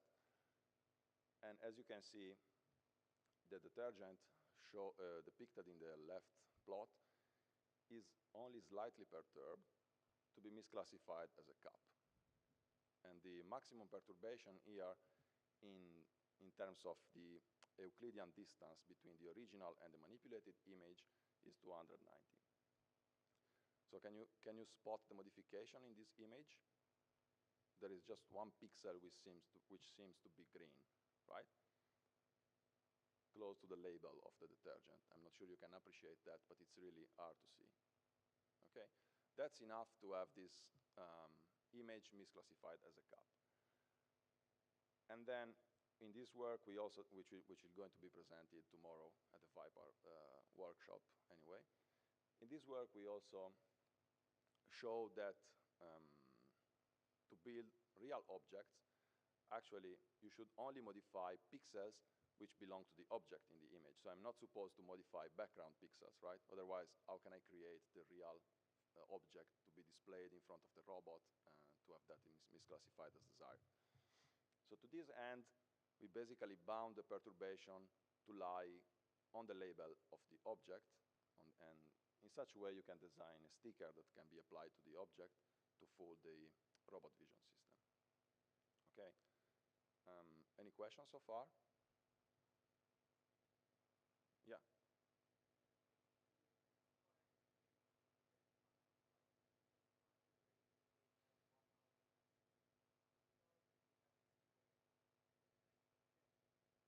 Yeah. So the question is that the classifier is trained essentially using a one versus all approach, and therefore it makes decision based on the whole feature space, if I'm paraphrasing you correctly. So the question is, what if you use rejection? And the answer is, this is a very good idea, and what we did to counter this kind of attack, which is exactly the next part of the talk. So in the next part of the talk, which is actually a very simple slide, we discuss what can we do to mitigate this problem. And this is the third golden rule, according to what we saw before. So let me start a little bit with an earlier notion with respect to this idea of rejection, which is discussing one of the most popular defenses that have been used so far in deep learning, which is called adversarial training. So the basic idea here is that you have two players. One is the classifier, and the other one is the attacker. The attacker designs the evasion samples, and the classifier is retrained on top of them. So it's a kind of game theoretical framework. Now, it's very interesting because there are game theoretical approaches for convex learning algorithms which give you formal guarantees of convergence and uniqueness of the game equilibrium and these kind of things. Whereas in deep nets, you don't have any of these nice properties. So far, it's only been shown empirically that this defense can work to some extent. Okay, but what is the underlying idea? What's happening to the decision surface of the classifier when you play this game between the attacker and the classifier.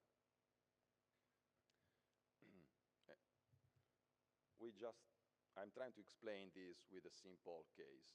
So let's go back to the two-class classification case, where you have the red points, which are the malicious samples, like your spam emails, and you have the blue ones, which are the legitimate emails. What the attacker does here is to manipulate the red objects to have them misclassified, correct? So in the first part of the game, the attacker manipulates data and evades the classifier. In the second part of the game, you retrain the classifier to have these samples correctly classified again. So you retrain your learning algorithm, and now you got the sample. The green sample now is correctly classified. And you can iterate this procedure several times. And what happens is that gradually, the classifier tends to enclose the stationary data, the data which is not manipulated by the attacker, which in this case is the blue one, right? And this is, in fact, the underlying idea. This is, effectively why classifiers are vulnerable to this kind of attacks. The problem is that regions which are far away from the training data, so the data that the classifier is comfortable with, it knows that data, it can take reliable decision on those data. Points which are farther away from this data are classified basically at random, depending on the specific case of training data that you have and so on. And they are classified at random either as benign or legitimate in this case, just because in the assumption of data stationarity, under which you train your learning algorithm, you won't see any data in that regions. So that does not make any difference in terms of the classification error. However, the attacker can exploit this kind of vulnerability because now data is not stationary. So you can craft instances which are different enough from your training data and have these samples misclassified as desired. And this is precisely what happens in the left-hand side plot, which we named blind spot evasion, because the attacker is effectively exploiting this notion of blind spot regions, regions which are far away from the training data on which the classifier basically decides at random. So if you're, in some sense, unlucky, you end up with a vulnerable classifier, which is the one on the left, whereas if you're lucky, you can end up with a classifier on the right.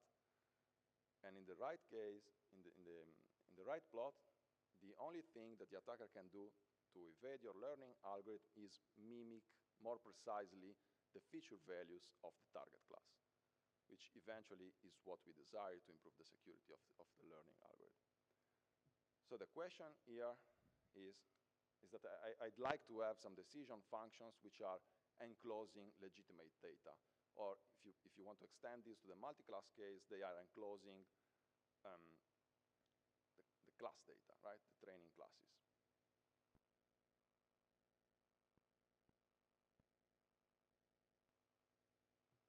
Okay. And in fact, the question was right and timely, because therefore, what you can do to reject this kind of blind spot evasion attacks, or blind spot adversarial examples, if you prefer, is to use rejection. So assuming that your classifier behaves in the following way, in the sense that the confidence, the score that it assigns to sample, decreases as far as you go from the training data. So as the farther you go from the training data, the score decreases, okay? And this is, for example, a property of the SVM with the Gaussian kernel.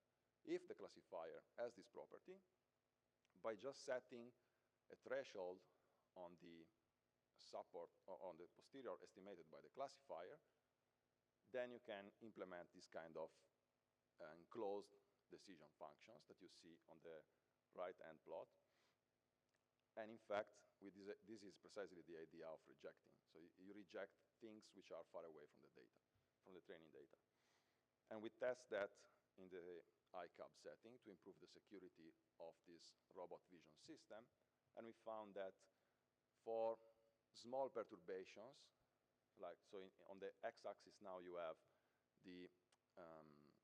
perturbation of the input image in terms of the Euclidean distance. So for small amount of perturbations, you have a question?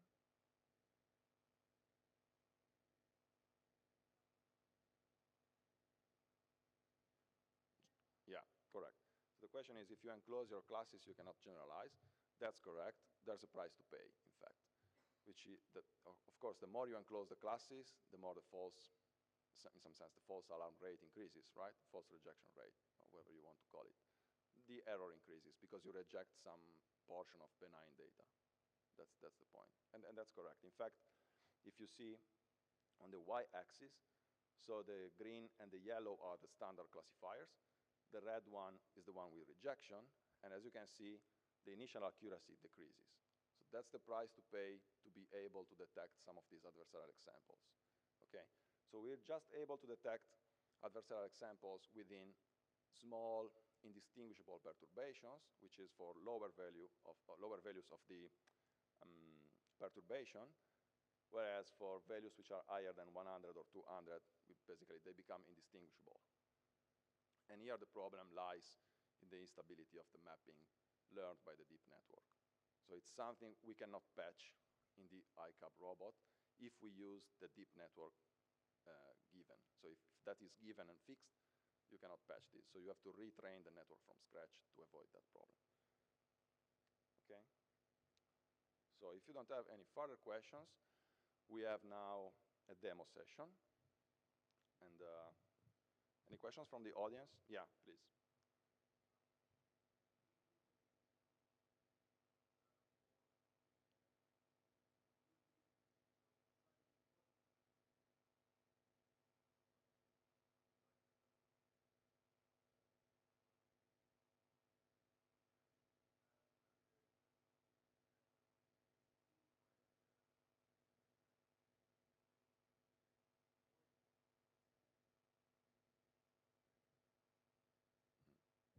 This is an interesting question.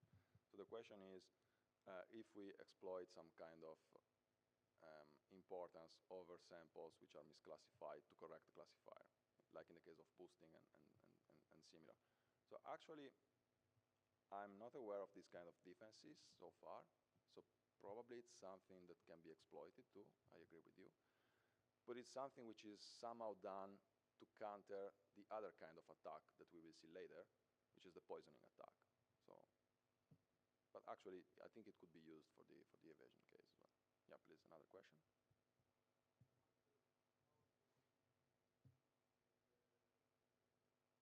Yeah. Yeah, this is a good question. So the question is how to decide which metric to use to measure the input perturbation, like we used in this case the Euclidean distance, such that it aligns with the human perception, the visual perception that you have on images. This is a good question. There are some details on the papers that L2 is slightly better, because if you use an L2 constrained attack, so if you use the Euclidean distance, what you have is that the noise is essentially a blur, no effect on the image. And if it's very small, then it's very difficult to notice. If you use different distances, like if you take the L1, what happens is that you have a sparse noise. So that few pixels will be modified to a very large extent in a sort of salt and pepper noise, okay? So that effect could be more visible even if you have smaller perturbations. But normally, there is a misconception here, which is why these samples have to be visually indistinguishable. This system is not going to operate in a supervised manner. There will be no human, checking whether this decision is right or not. So even if it's visually perceived, even if the distortion is visible, but the learning algorithm is cheated, then the attack has reached the goal. So this is a kind of misconception which I see in several works. But the question is definitely pertinent. Thank you. Okay, so now we have this kind of demo. So we have to connect to our website, hoping that nothing crashes. We're moving shaky ground here. Okay, so this is a simple demo we developed over the last week, and hopefully it works because our students were working on this overnight yesterday. And we are thankful to Ambra De Montis and Marco Melis, which are the two PhD students working on this project along with me and Fabio. And this is a simple demo where you have a multi-class linear SVM classifying MNIST digits. So just the kind of examples with, okay, there's no internet.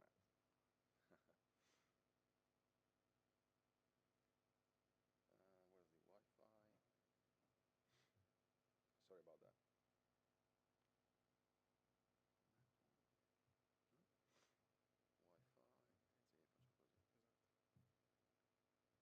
should connect to EduROM, right?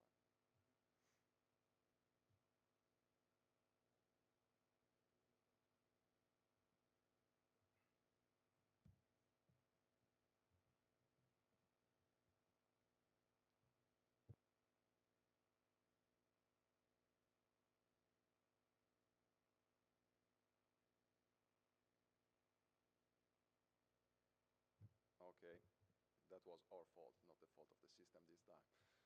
And so I was saying you that we are classifying MNIST digits, right? So in this demo, basically you pick the first digit, you pick one of them. So I'm taking 0 here. Then I have to decide which kind of error I'd like the classifier to make. And in this case, you can pick, any class which corresponds to the error generic case, or you can specify a target class. Okay. In this case, I'm taking digit 1. And then I have to select the maximum perturbation that the attack will be applying to the input digit, which is the Euclidean distance. In this case, I just set 0 and run the evasion algorithm. After a while, the demo should show the input data, which is the original one, plus the noise, which is magnified again for being visually identifiable, and the adversarial digit, so the adversarial attack. So in this case, they are the same because I applied no perturbation to the input. And below, you have these histograms, which denote the output of the classifier before and after the attack. Green is before the attack on the non-manipulated digit, and orange is after the attack, so on the manipulated digit. And here, as you can see, they are clearly the same because the images are the same. And you have classes. So the class the digit is assigned to, in this case, is digit 0, is the leftmost displayed class because they are sorted based on the output of the classifiers. So the one with the IGAS support is the class which is assigned to the digit. Okay, is that clear? And then here you can see some ranking. So you have this digit belongs to the 0 class. Then you have 6 here. The second second candidate class is 6. Then you have 2, 5, and so on and so forth. Okay. The last one is digit 1, which has a very low confidence. In this case, it's assigned -10. So in this case, this is the score coming from a linear SVM. So it's basically the distance to the hyperplane for that specific class. And when it's negative, it means it belongs to any of the other classes, okay? And -9 means this is definitely not a 0, okay? Sorry, not a 1. So what we want to do now is to set target classes digit 1 and increase the perturbation. So let's put it to 2, for example. Now, this is the Euclidean distance just divided by 255, but clearly, I mean, it's just a small amount of perturbation, and you run evade again. Of course, this takes a bit of time because it's computed online by a couple of workstations we have in the lab. So here you have now the original digit and the noise and the output digit, which you can see is a 0 with something in between, which tries to resemble a 1, right? And let's see what happens to the classification phase. Well, this is still, if you look at the orange histogram, this is still classified as a 0, even if the classifier responsible for class 0 is saying this doesn't look really a 0 because it has a negative score. However, since this is the maximum, the class with the maximum support, the digit is still assigned to class 0. Whereas 1, which was in the last position, has started to increase. So the confidence of 1, of the classifier for class 1 is increasing. And effectively, if you now increase the perturbation, for example, if you go to 4, I'm not sure whether what's going to happen.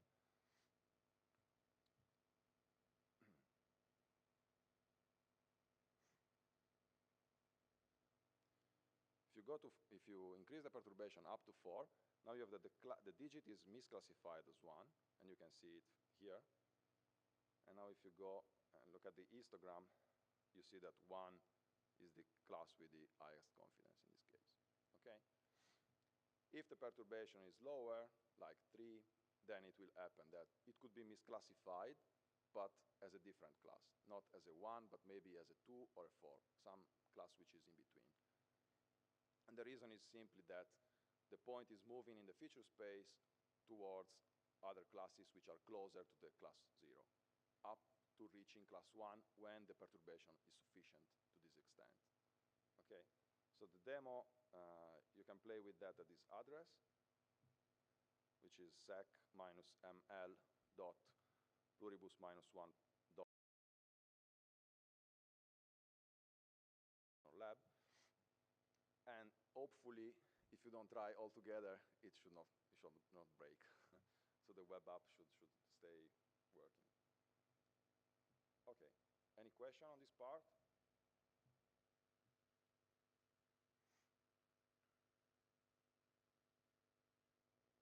Yeah, please.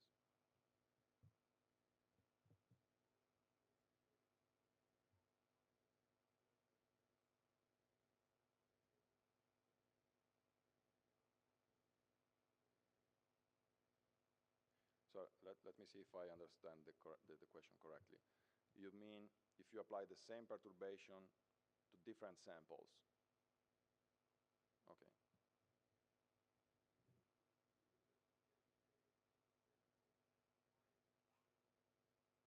Yeah. Okay, so the question is if it's possible that it exists and an adversarial example exists for each input point. The question is pretty much yes, if the constraint is, if the problem is constrained in such a way that you can find it. So if the perturbation, if the possible perturbation is sufficient, then yes, you can find a way to evade detection. That's my experience, yeah. If the attacker is somehow constrained in a more complex way, for example, if you can only increase the feature values, like in the case of PDF malware, then you can conceive some secure learning algorithm that exploits this constraint and avoids that for any sample you can find an evasion point. So there are possibilities of countering this attack. Yeah, please, that's another question.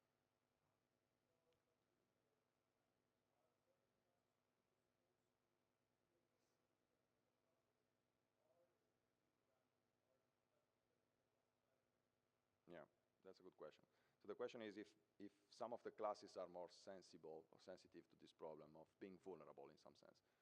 The question is, I don't know of any studies that prove this kind of empirically to some extent, but my guess is yes, they are sensible.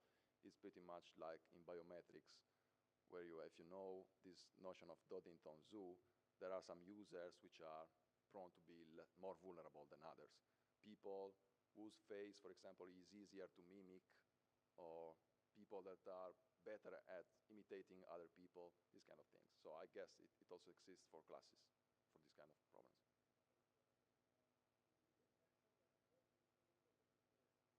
Yeah.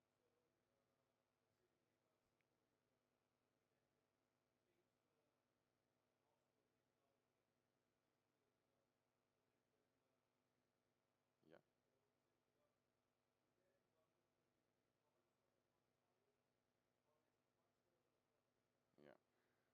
question is if if in some sense this is a problem of linear classifiers, you can mitigate that with nonlinear classifiers. Yeah.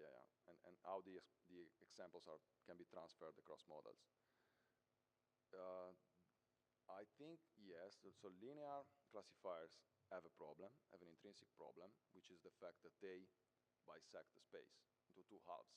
So there is, if the input space is eigen-dimensional, like in the case of images, there are a lot of kind of blind spots that you can exploit, right? Whereas with nonlinear algorithms, you can mitigate the problem with this idea of enclosing the classes, basically. However, for linear classifiers, we didn't have time to cover this in the tutorial, but there's a nice paper that connects the regularization term you used with the kind of noise you have on data. And then they show, for example, that if you have Euclidean worst case noise on data, then the best thing is to use L2 regularization. If you use a sparse attack, for example, L1, like in the case of PDF, so if the attacker modifies just few features to a large extent, then the better and the best regularizer is to use the max norm. So it's to set a bound on the feature weights. That's the idea. But we exploited this on some work. So if any of you is interested, we can discuss more on this offline, I would say.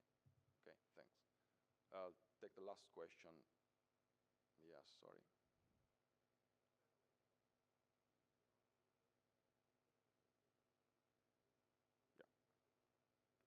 Yeah, I know that paper, yeah. So you're talking about universal perturbation. That means in some cases, you can apply the same noise to different images to have them misclassified. That was the main message, right? Yeah. Okay, so that's time for the last question, right?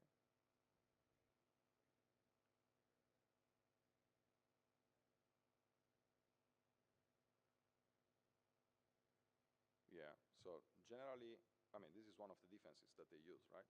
To some extent, it improves the classification accuracy. I mean, it detects some kind of adversarial examples. But the problem is that since you don't have any guarantee in formal terms, like in Nash games or from game theory, you don't have any guarantee that it will design this kind of closed function around the benign data or the legitimate classes. Plus, it's very computationally intensive because the idea is to generate samples, and you have to cover, in some sense, the whole feature space with adversarial examples. And as you know, this is exponential. It's an exponential problem for learning. Okay, so it may work, but we don't have any formal guarantees that it does. Plus, it's difficult to achieve this kind of behavior that we need for secure learning. Okay, so now in the next 20 minutes, 30 minutes, I'm going to talk about poisoning attacks against machine learning, where the goal of the attack here is different, and how the attack is staged is completely different.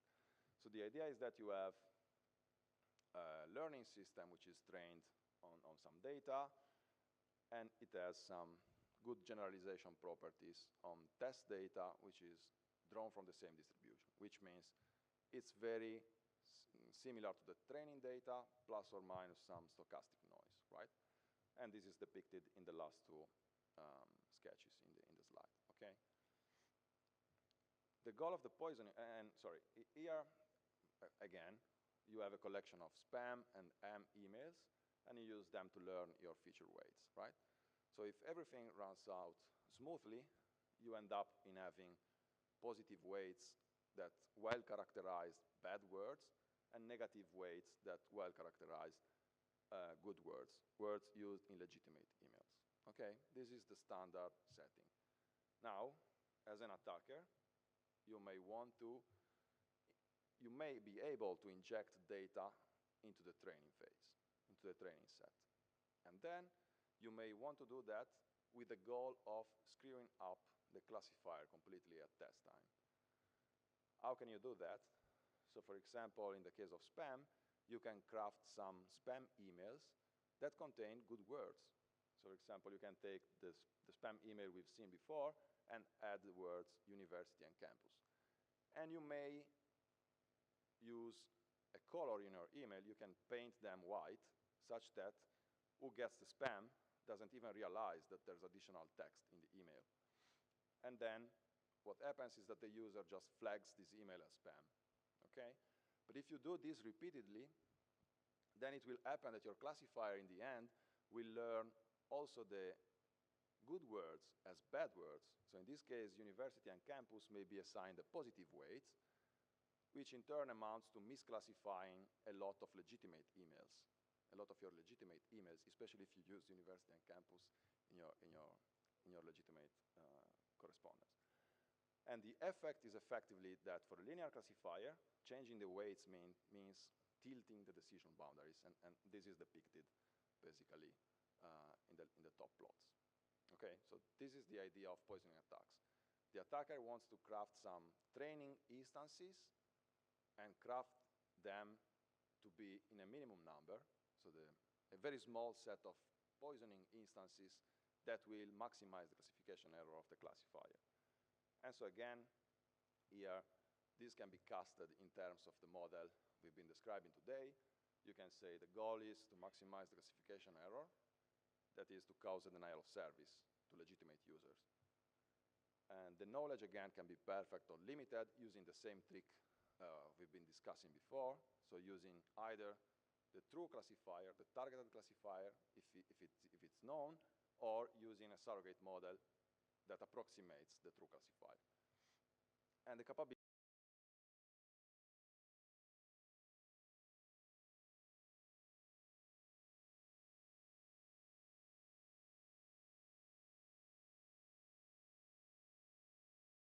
we want to find the worst possible point for the classifier. So the point xc that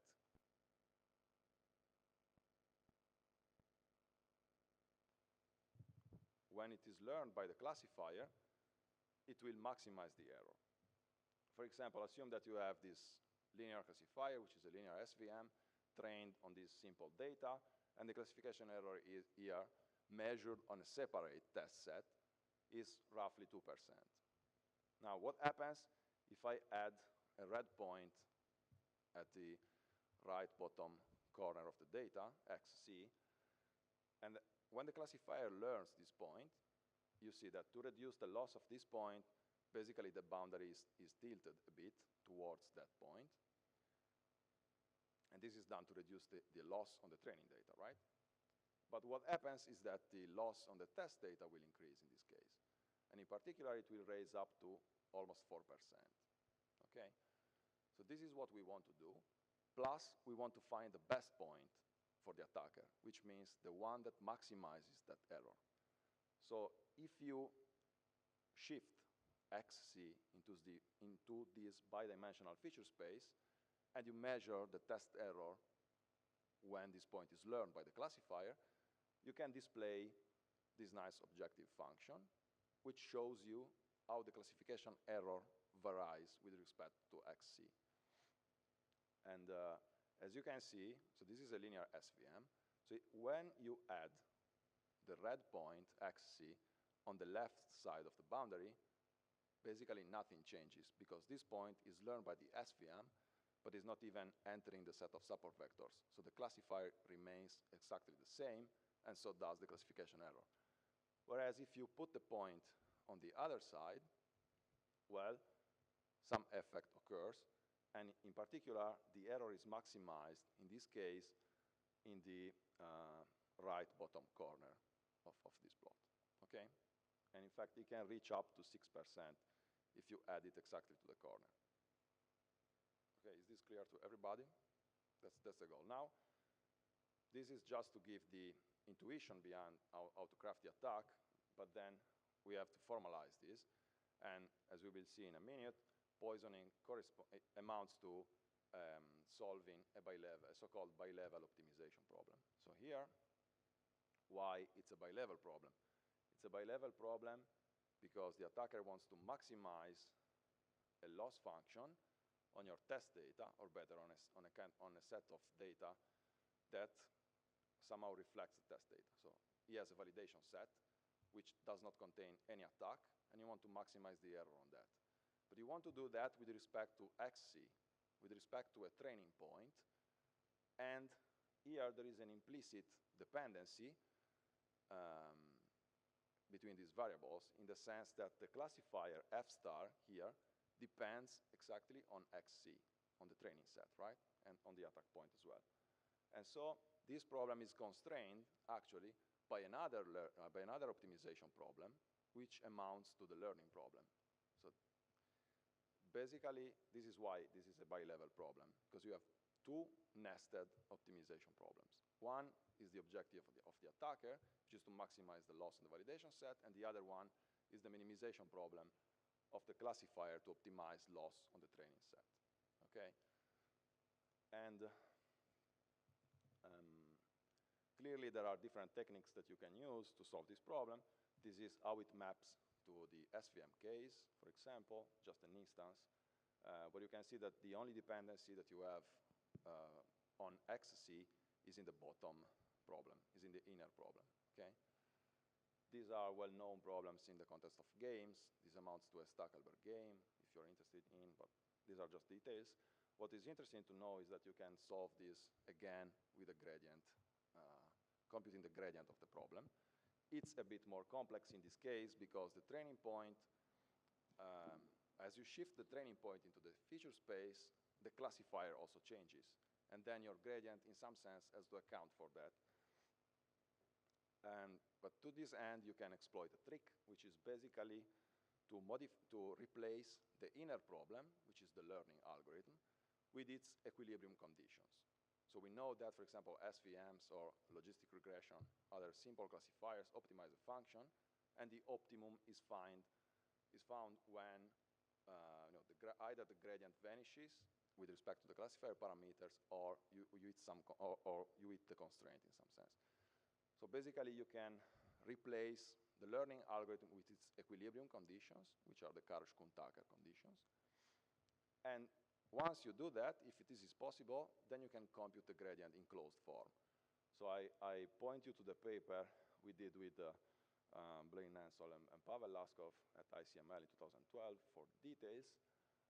But this is just how the gradient looks like for the SVM. It works for linear and nonlinear cases. And as you can see, the gradient is fairly more complex than the evasion case, which is probably also the reason why people have not been considering this attack against deep nets again to the moment. And we have a similar derivation for other optimization-based classifiers like ridge, lasso, and logistic regression. There are similar ways you can compute the gradient, and this is how running the algorithm looks like. In the linear case, so you start from a point xc0, and then you iteratively modify the point up to, following the gradient direction, up to the local maxima, up to a local maxima, and then this attack can also be staged against nonlinear classifiers, as in the RBF case you see below. And this is, again, an example with digits. As people love so much this data set, we also use that. We always use that. And here the task is to distinguish between 4 and 0. So it's for simplicity, it's a binary case, again. And so the first attack is a 4. We just flip the label. So if you just flip the label of that 4, of the left-hand side 4 in the training set, you have a tiny increase in the error, which is iteration 0 here. So you start from basically a 0 error to something which is, I would say, less than 1%, okay? Then you start optimizing the point, optimizing the attack with the gradient ascent. And what happens is that you have this strange blurring effect. And now, if you add this manipulated 4 labeled as 0 in the training set, what happens is that with just a single point, the testing error increases up to 20%. Okay? So, of course, here we have to consider that we have a lot of features, because we have 784 features, as we have 28 by 28 pixel images here, and we're just using a small training set. So the data, in some sense, is sparse in the feature space. But yet, one single attack point can cause a big error at test time, up to 20% in this case. you can run multiple attack you can use multiple attack points, that is, optimize one attack, send it, and then optimize the others. And in this case, using less than 10% of training data, you can completely screw up the SVM, reaching an error which is close to 40%. Okay. Any questions so far? Okay. I hope it's clear enough. And of course, there have been some attempts to poison deep nets as well. And one very interesting paper is this best paper at ICML this year, basically 2017, by Ko and others, whose goal was a bit different, but they showed as a side effect that you can construct some poisoning data to compromise some predictions made by the deep network. Now, they did that by just keeping the whole network fixed and frozen, like in the ICAB case. You use the whole network as a feature extractor, basically, and then they just modify the last layer. So they use the same technical algorithm we developed for the other case. They use logistic regression, which is, again, for which you can exploit the KKT conditions, and then you can compute the gradient. And then they just backpropagate the gradient through the network, as we did for ICAB. And what they showed is that, for example, if you have this image of this dog up left, and you label it as a fish, well, nothing changes that much.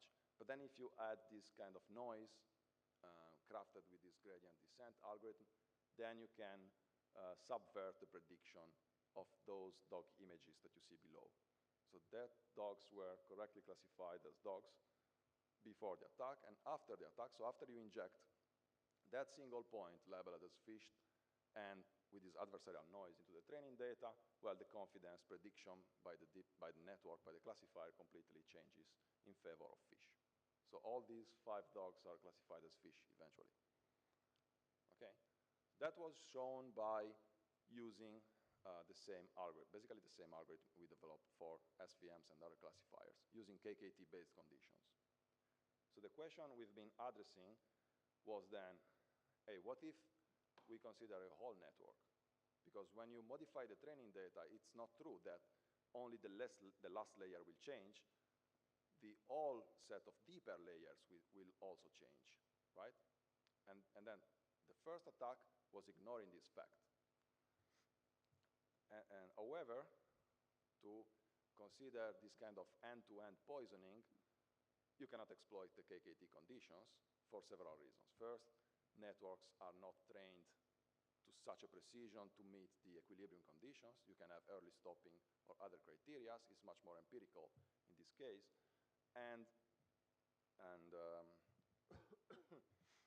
it is also fairly complex to account for the KKT conditions for millions of parameters, right? So KKT-based poisoning is not feasible for deep networks. And then we thought about using automatic differentiation. For automatic differentiation, it is also complex in this case because you have to represent the whole optimization problem as a computational graph. So in this case, you want to infer how the loss function on the validation set changes when the input changes. And the input in this case is the attack point, the training point XC. So basically, you have to construct a computational graph to automatically compute the derivative that you need by essentially storing the whole training procedure of the network. Because you need to represent the function in an end-to-end manner. So starting from the first iteration up to the last iteration n of the algorithm. And this requires replicating the network structure n times, where n is the given number of iterations that you use to train the deep net, which is clearly unfeasible. It's already complex to store a single deep network in memory on a computer. Imagine if you have to do this n times and the network is huge. This is not doable. It will be very slow, very inefficient, whatever. So the simple idea we exploited in this work that we published this year at the ISEC workshop was to trace the procedure, the learning procedure backwards. So in some cases, these gradient-based training algorithms that you have can be traced back. So you can compute the updates in an inverse manner, starting from the final solution that you have and going back to the initial random state of the network. And by doing that, you can poisoning deep nets in a much more efficient way, though it's still very computational intensive, okay? And we have some preliminary results on digits here. So on the left, you have poisoning digits computed against the logistic regression. So again, a linear classifier, and you can visually see that they are manipulated.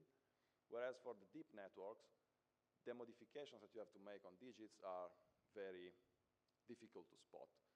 And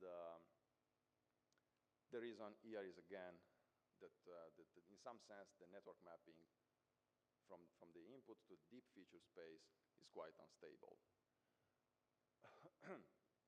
But there's also another result which we found is that this attack is not very effective against deep networks. So when you add these digits, we tested up to 1% of corrupted training data. We didn't find any significant improvement in the test error. So you can just flip the decision on some samples, on some test samples, but overall, it's not quite affecting the classifier, at least for very small poisoning percentage. But this is kind of ongoing work that we're exploring. And maybe this is due to the high capacity of these classifiers.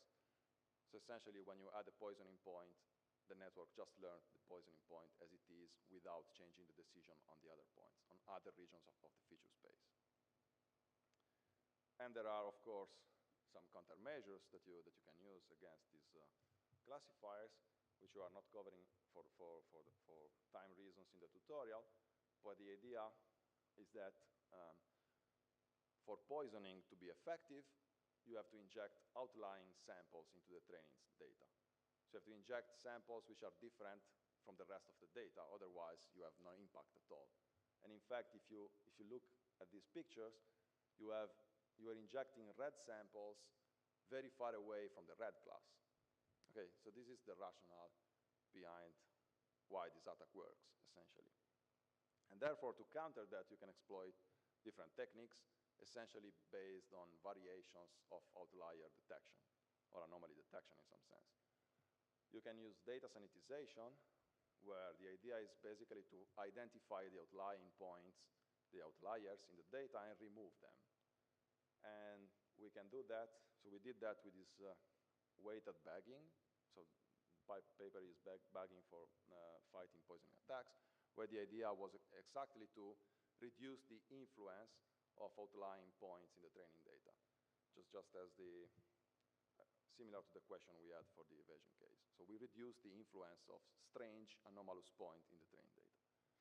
Or you can also use this other defense, which is called reject on negative impact, where the idea is to split the training data into several folds and see, hoping that all the outliers will end up in one folder. You will see the difference when you train classifiers on separate fold of training data. And the other main idea was to learn something which is intrinsically robust to outliers, which you can do with robust statistics or similar frameworks. And there is a nice paper on this proposing using robust PCA to be less sensitive to network traffic.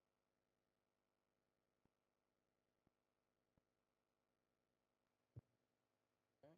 Now I have to restart the mic twice to work. But are there any questions? Yeah, please.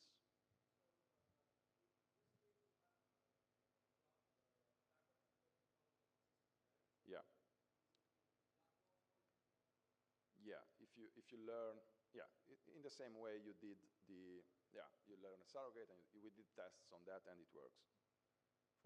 We published that on ICML 2015. Yeah. There are examples of this. There was another question, yeah. Okay.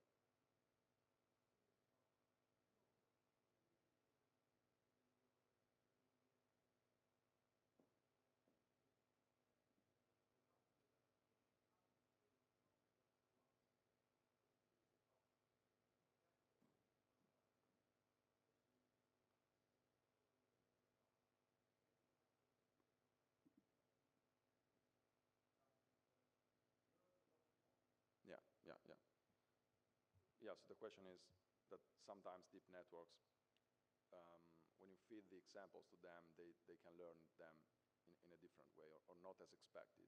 Yeah, I agree. So and this is probably one of the reasons behind poisoning not being so effective. But in generally, we need more understanding on what's going on there. And so this is under investigation. So now I think I'm done for my part, and then I will leave the stage to Fabio for the last part of the talk. Thanks. Oh, sorry, there's a question.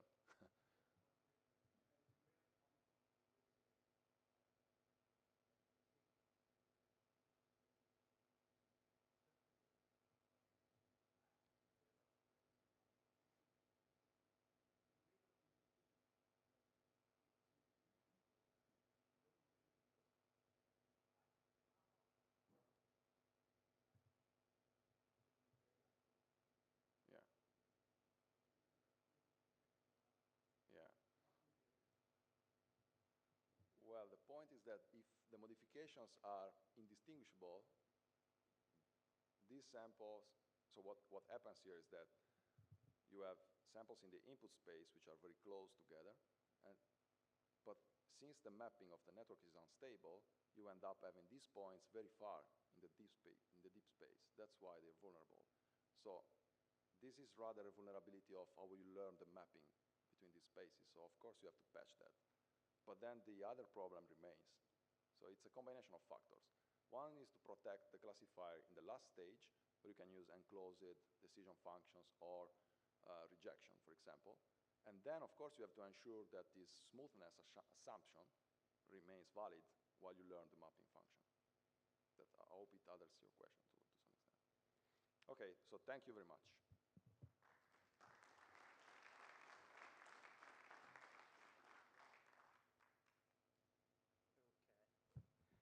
Okay. Well, yeah, we can move to, let's say, the last part of the tutorial where, we want to discuss about how much larger is the practical feasibility of adversarial attacks, focusing on, in particular, adversarial examples and adversarial images. Let me start with some general concept, and then I try to make clear the point that we want to discuss in this part of the tutorial. You see the title is, what about adversarial examples? For example, adversarial images, as the images that we have discussed before, all the strange images that due to the instability of deep networks, for example, change the classification of deep network completely, even if the images are not visually distinguishable for humans. They look the same for humans. But the point now is, really this kind of adversarial examples, and in particular adversarial images, are a real issue, a real threat in the wild, in the real world. Why this is an interesting question? Because, well, there are a few papers, there was a few papers in the last year that raised a lot of concern, a lot of worries about the vulnerability of, for instance, of deep network, but also of other classifier. But the emphasis, of course, is on deep network, because people wrote articles telling, well, we have a serious problem, because supposing that this kind of technology, for instance, deep networks, they are really implemented on board of real device, operating in real environments. The extreme case is self-driving vehicles. What about this vulnerability? Because we have some paper from the academia reporting results that deep networks are very vulnerable. What also images, as my colleague has shown, slightly modified, can change completely the output, the classification. So, well, of course, this could be a serious problem for the so-called mission-critical applications. And then, well, over the past year, many articles, many papers has raised these kind of issues. For instance, well, it's quite obvious, uh, putting emphasis on the case of autonomous vehicles, and what happens if I have a deep network visual system recognizing road signs, given that it looks that slightly modification of the images of road signs could change completely the classification. Yeah? But because, of course, well, there are papers like the paper that I'm mentioning on this slide that reported a result that yes, if I use a databases of road sign images, well, I can have results about adversarial images of road signs. And so, well, in principle, someone can claim that we have a serious problem. This technology, based on deep networks, cannot be used for mission-critical application. So, well, now the problem and the question that is interesting to discuss during the last part of the tutorial, but it's a real threat. Do we think that this kind of let's say, instability, vulnerability, and that we can see and has been reported, for instance, for deep network. I'm focusing on deep network because, well, it's the mainstream of machine learning now, and so it's a lot of emphasis and interest on that. Is a real threat or not? Yeah, because, well, if you read this recent paper on IEEE security and privacy, the authors, they claim we have a serious problem. Yeah, this technology cannot be used for security application. But it's really true. It's a well-posed argument on we should be more careful with these kind of claims. And well, what I want to do is to discuss with you this point because I think it's important so that we avoid to raise concerns that probably are only partially motivated. And to understand that, we should consider that all the results that has been reported, most of the results that has been reported about the vulnerability, the instability of deep networks, and so how much they are sensitive to that kind of adversarial images, slightly perturbated, has been done using the digital data. I mean, assuming that I can manipulate that image of the road sign directly, changing the pixel, without considering that in the real world, you have to collect the images using sensors, using camera. So the first important things to note is that in the papers that has been published, we have assumed, and the authors assumed that you can manipulate directly the digital data and so producing what has been called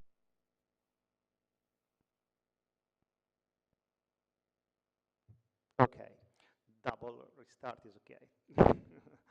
And yeah, but this is not the case, of course, because in the most, well, there are many, it's okay when you consider tasks like spam filtering or PDF malware detection, because in that case, yes, the adversary has a direct access to the digital data, and so can manipulate directly. But if you consider, well, this kind of task, so that you imagine that, yes, you have a self-driving, a mechanism for automatic assistant to the driver on board of a real vehicle. Of course, you have a camera collecting the pictures, the images of road signs. And so, well, what means that to judge if adversarial images are a real threat, a real problem or not, you should really try if, supposing that someone is as an adversary, changed slightly the road sign, the physical road sign, and the physical world, what happens when this this road sign, the picture is collected, is still an adversarial example, an adversarial image, able to evade a deep network. So the first point is, that we should consider that the world is not digital, and so we should be more careful to judge if in the real world adversarial examples are really a problem or not. Consider the other example that we are, and the experiment that we did in our laboratory. Yeah, it's true that if you apply, if you use the algorithm, the optimization algorithm that my colleague has described, you can, well, identify a possible stickers and identify which colors the sticker should have, so that the battle with the sticker, with that sticker, could evade, could fool the vision system of the robot. But we need more and more experiments to judge if, this is a real practical attack against a robot with a vision system that could collect images from different distances, from different angles. So it's something that needs more investigation, to judge how much adversarial images and adversarial examples are a real threat in the real world, in the physical world. Another important point to discuss around this issue is that while over the last year, especially in the context with respect to deep network, there was a large emphasis about the so-called adversarial images, which are visually indistinguishable for humans, which are exactly the same. So, well, it's very impressive, was very impressive, the paper that at the beginning in 2014 has shown that, yes, the school bus image inside the ImageNet database could be slightly modified and is recognized as an ostrich, an animal by a deep net, many different deep networks.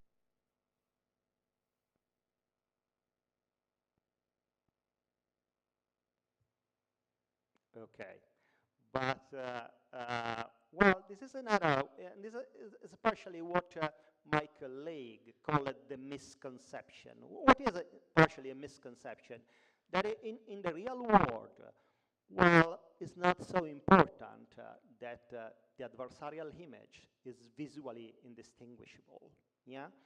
And I will show you in a few slides some examples, yeah? Because, well, an attack against a real system working in the real physical world can be anyway very effective, even if, well, there are modifications that are can visually perceived by human beings. But along this line, in the last, it's raising a discussion in the community because especially last year, was some people started to raise the question and to investigate how much adversarial example, adversarial images can be a real threat in the physical world. And the first paper, well, that raised this problem was the paper that I'm referring in the slide, published at a machine learning conference, that started to investigate if adversarial images can really evade deep networks and other classifiers when the images are collected by a real sensor, a real camera. So taking into account the possible distortion or the matter of fact that the acquisition is at a distance and there are different angles and so on. And in this paper, this issue has been explored with a positive answer. The first experiment, well, seems to suggest that, yes, adversarial images are still effective, even if, well, they are not a manipulation in the digital world, but there is a sensor acquiring the image. But there are other arguments against, and I will tell you something about. Well, another positive answer about the effectiveness of adversarial images in the physical world, and so yes, they are a real threat, is this paper that I mentioned at the beginning. Well, now we are able to say that in this paper that I mentioned at the beginning, the authors, to fabricate the high glasses that I have shown you at the beginning, they use it exactly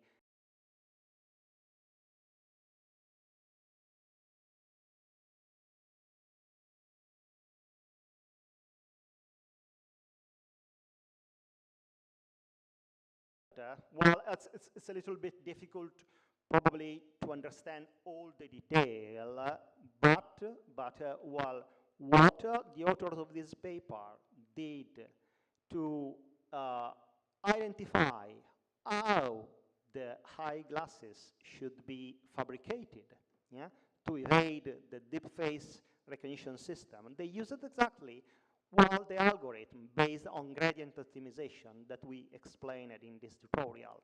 And this is another evidence. And then, well, they did experiment really collecting pictures of people using a camera, using different camera. So this looks another evidence that yes, this kind of cases of adversarial images are a real threat. With the term real threat, I mean something that can really happen in the physical world when images are collected with a sensor. Yeah.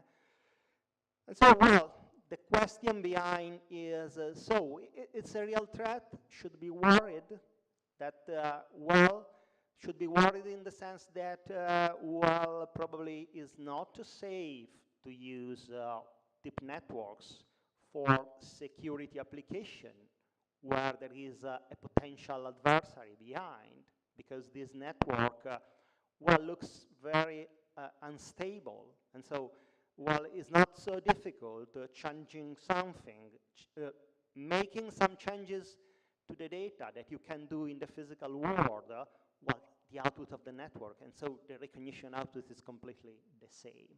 So, well, a question that people are starting to debate is, well, it's a real threat. Well, just now I reported two papers that gave a positive answer. Yes, this kind of threats looks real, can happen.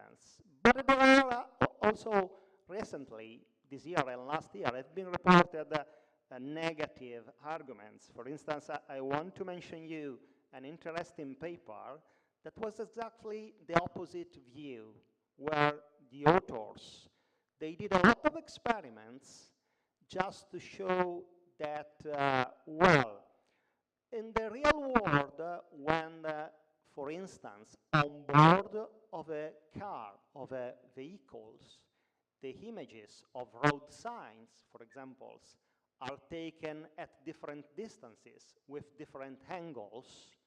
Well, in this case, just for a minority of cases, adversarial images of road sign manipulated are effective.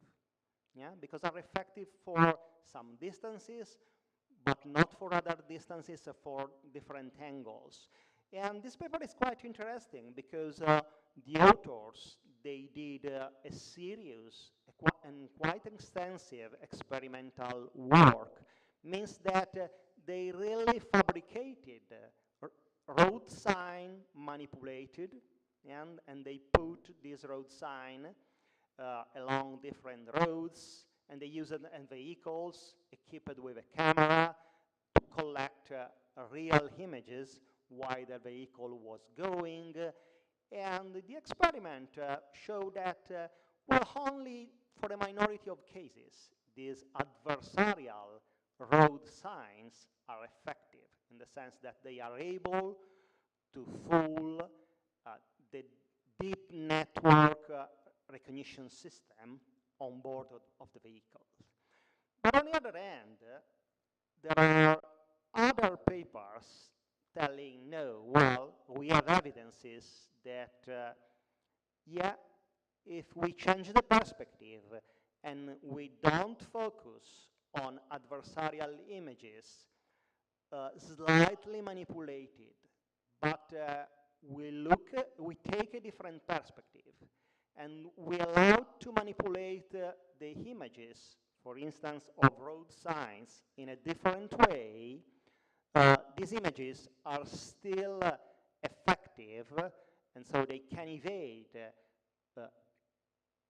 machine learning algorithms like deep networks in the real world. Look at these examples are taken from the paper that is mentioned on the slide, and you look again the experiments that the authors did and they reported in this paper are about how much the image of a few road signs collected by real sensor can fool a deep network recognizer.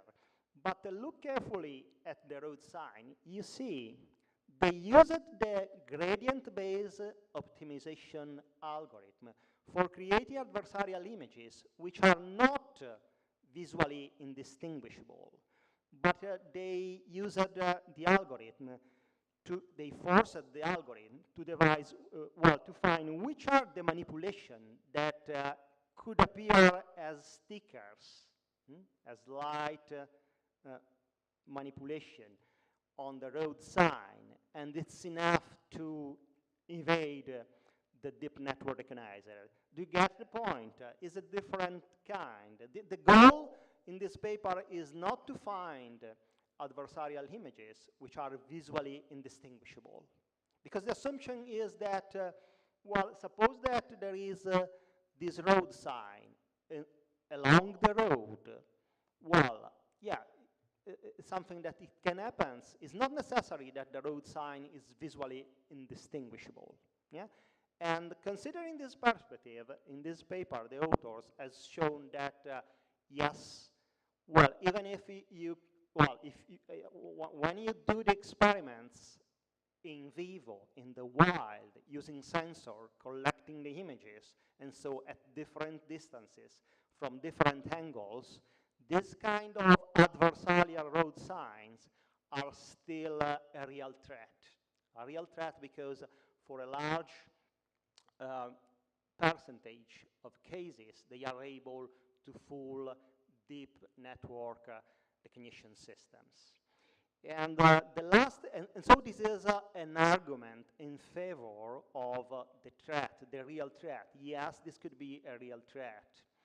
Yeah, well, the same result along the same line has been reported recently by these two people working in OpenAI that, again, they did some experiment to check if, suppose that I use an algorithm based on gradient optimization to create adversarial images, are these adversarial images able to fool a deep network when the images are acquired by a real sensor?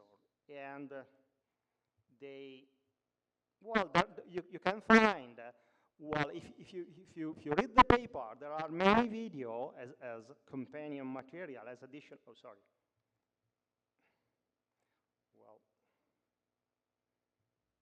yeah, you can see videos like this where you see this is an image of a cat collected by a smartphone, and there is a deep network recognizing this image during the acquisition process, and is always wrongly recognized as a desktop. Of course, the image of the cat has been created using the evasion attack that we have explained in the tutorial. And so this paper is another, evidence in favor of the fact that, yes, adversarial examples, adversarial images can be a real threat in the physical world when you have a sensor, a camera collecting the images. But as I told before, there are also negative evidence, and so it's really an open issue to me. well, to assess well using a large-scale experimentation how much this is a real threat in the physical world. Because anyway, we are still speaking in these cases of small cases, small-size experiments, and so it's needed to me well, more extensive and large-scale experiment to assess the real threat of this. Well, if you have any comment or about this, of course, please interrupt me or any question, okay? The point, I hope that it's clear enough. The point is there was a large emphasis over the last 2-3 years about adversarial images, adversarial examples, and at the beginning, all the paper dealt with manipulation of the images in the digital format, assuming that the adversary has direct access to the digital data. This is true for some applications, spam filtering, PDF malware detection, but it's not true if you imagine an application where the data should be collected by a sensor. So now there is an open issue. While in the real world, where the images, the data, the patterns are collected by sensor, how much this kind of threat of adversarial images are a real threat or not? Because there are many conditions, the distance of the acquisition, the angle, and so on that should be considered. And as you have seen from this paper, there are people saying, no, it's not a serious problem. Yes, is a serious problem. It can happen in the real world when you collect pictures from a sensor. Okay, having said that, let me go smoothly to the conclusion. First thing, well, adversarial learning, adversarial pattern recognition, well, it's a recent field, recent research field. Recent means that, well, the first paper clearly linked to this field, research field, has been published well in 2004, so well, more than 10 years ago. If you look from an historical perspective, even if the time span is very short, but if you try to look from a short historical perspective to this field about the security of learning, well, an interesting thing to me is that, well, this research subfield started in 2004, and after some years, after 10 years, well, it started something that at the beginning was a parallel research field, much more focused on the security of deep neural network. And now, well, while the two fields are going on, of course, there are many link between the two fields. But it's something that is important to know, that, well, they in some sense started as two different fields. Why?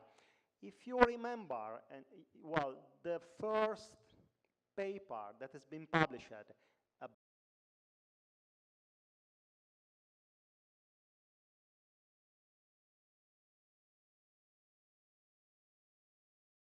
started the interest, well, the interest about the instability, the security of deep neural network. That was a paper not clearly related to adversarial learning. But from that paper, people working in deep network, in deep learning, they started to become more and more interested about the security aspect, the adversarial aspect of deep learning. So now there is a clear relationship between these two research.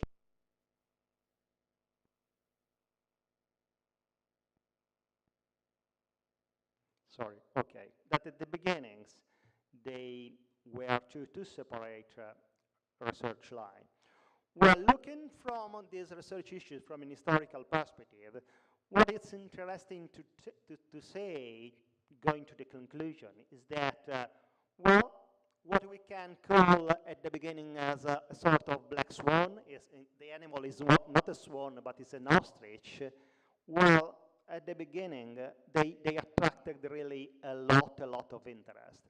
And this is something that we should take into account, because there is a lot of interest for this kind of research. I mean, the security of deep neural network that went beyond the scientific journals. Well, there is a nice article that has been published on Nature that is a good example of the big interest that many stakeholders, not only computer scientists, they have for the safety of machine learning and the safety in particular of deep neural network. And there are, well, if you don't know this paper published on Nature, my personal, I recommend you to read it because it's quite interesting. It's quite interesting to check how people who are outside, the field of machine learning and computer vision, they consider the problem, the issue of safety of machine learning. Well, for us who are computer scientists, of course, interesting why there is so much interest, also outside our communities. And to me, the answer is very simple.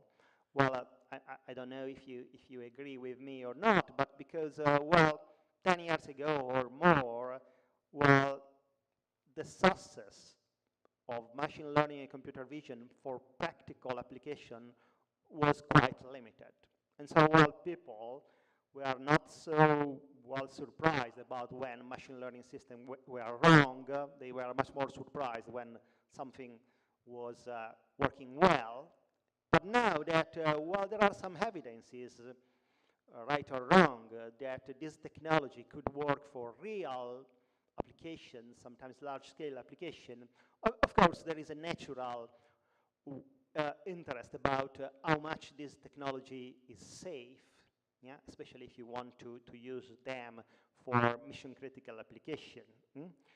But, to conclude, I want to share with you my view about this, about if these worries are justified, are motivated or not. And, so I want to share you my opinion, telling you that.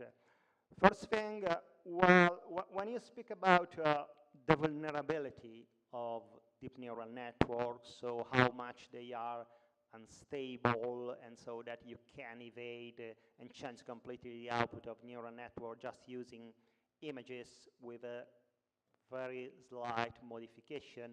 First thing, you should consider that it's not true. Sorry.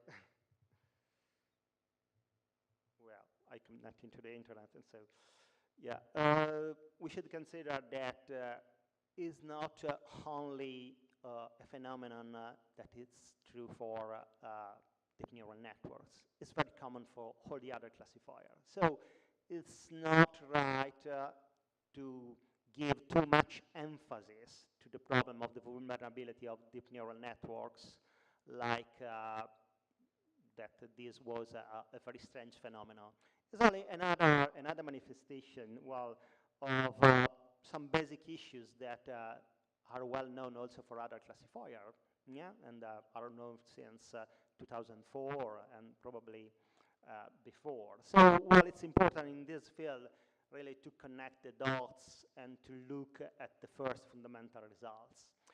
And the other message that I want to share with you is that, yes, machine learning technology, and in particular neural network, they seem to make, strange error, sometimes stupid error, and the big emphasis over the past years was when a deep network misclassifies images that for us human beings are, the same basically. But we should consider that, yes, machine learning algorithm has a lot of source of biases depending on the training set that you use, depending on the parameters. And in the case of deep neural networks, it's quite clear that there is an instability, a propagation of instability layer after layer, and this is an open issue, not yet solved. But on the other way, if you want to to consider a broad perspective, we should consider that this is also true for humans beings. We have many sorts of biases. And so I want to conclude to mention this, for instance. I don't know if you already know this small quiz, the small problem. It's very famous. Raise your hands if you already know this. You know? Okay, you know. So you are not. You cannot reply to the question. But if you read this well, small problem, you see the bat and the ball problem, quite famous. A bat and the ball together cost $1.10. The bat cost $1 more than the ball. How much does the ball cost? What is the answer? First answer to your, yeah? What is the answer? Okay, let's see that, well, this question has been, well, to many people, and the most of people, also people with, well, a clear scientific education, the first answer that they say is 10 cents. Yeah, the answer is 10 cents. Why? Because in many cases, people, the decisions are very biased, and this is a very well-known cognitive bias, yeah, that is called as attribute substitution.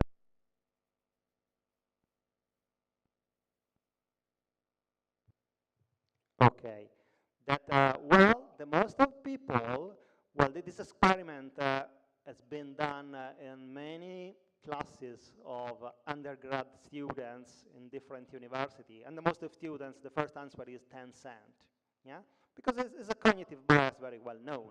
And so, to make short and long story, this means that when we are surprised about the biases of machine learning algorithms, we should remember that also human beings, for some tasks, they have a lot of biases like this one. And so when they are obliged to reply fast, well, the answers in many cases are wrong. And this is very well known in a completely different field that is called financial, behavioral finance, behavioral economics, where people, they know that unfortunately people, when they have to make decision, well, for economic or financial problems, they have a lot of bias. So the real problem to me is, well, to understand, yes, deep neural networks sometimes they are very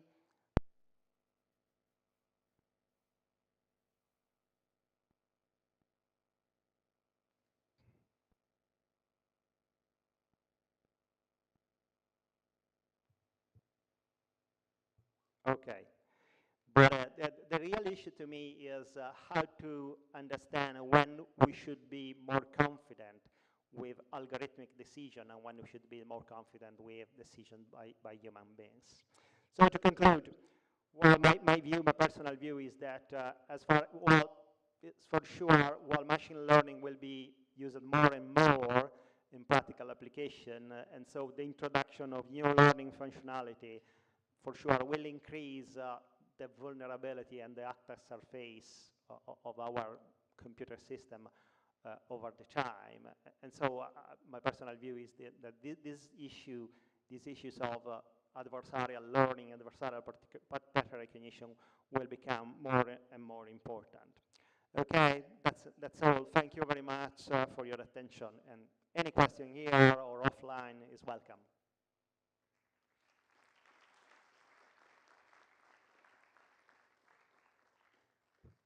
If you have any question or comments here, well, we have time. Or, yes, please.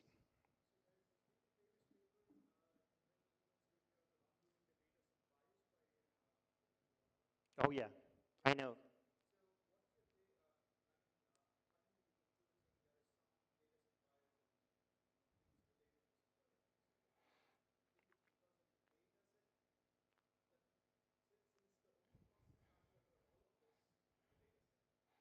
Yeah, yeah, I get the point.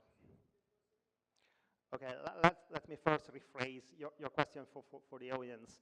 Well, it's a very precise question because the gentleman is referring to a different issue. Maybe you know the paper. There is a famous paper by researcher that is Antonio Torralba, is about how much the data sets that we use in computer vision are biased. That means that when you use a data set for recognizing objects, for instance, well, the algorithm, the object recognition algorithm that you design using a given data set works very well for that data set, but when you change data set, nothing works. Okay, and so, and this is well, a famous phenomenon that has been popularized by Antonio Torralba, telling, well, be careful with benchmark data sets because they are not so useful in the real world.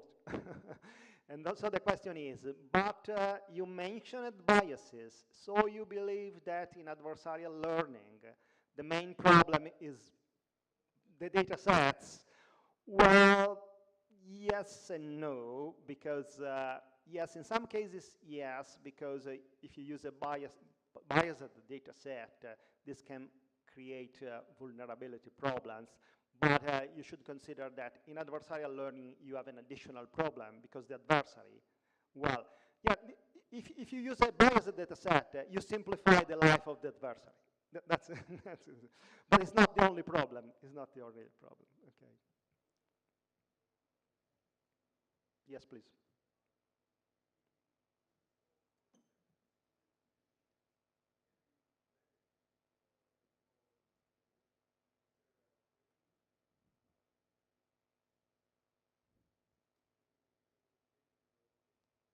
Okay. Yeah, it's a good point. It's a different question. Tell me if I get exactly the question, your question. The question is, okay, adversarial examples are a problem for security issue, but we have any evidence that they can also exploited to improve the accuracy of the system. So they are not only a problem, but they can have a positive effect. Is this the question? Okay. Yeah. The answer is yes, because many papers that used and exploited the concept that my colleague mentioned, that is called adversarial retraining. That is very simple. When I see that some adversarial example images are able to evade my classifier, the first thing that I can do is to retrain the classifier using those examples. And this is good to make my pattern classifier more secure against the adversarial example, but some papers also reported the result that even if there is no adversary, is anyway good to use a given amount of adversarial example to make my pattern classifier more effective on unknown test data, and so to increase the generalization capability. Well, there is no theoretical guarantees as far as I know, okay? Are only experimental evidences. Well, this is what I know. I don't know if you know some papers with theoretical guarantees about this. Please. Yeah, sure.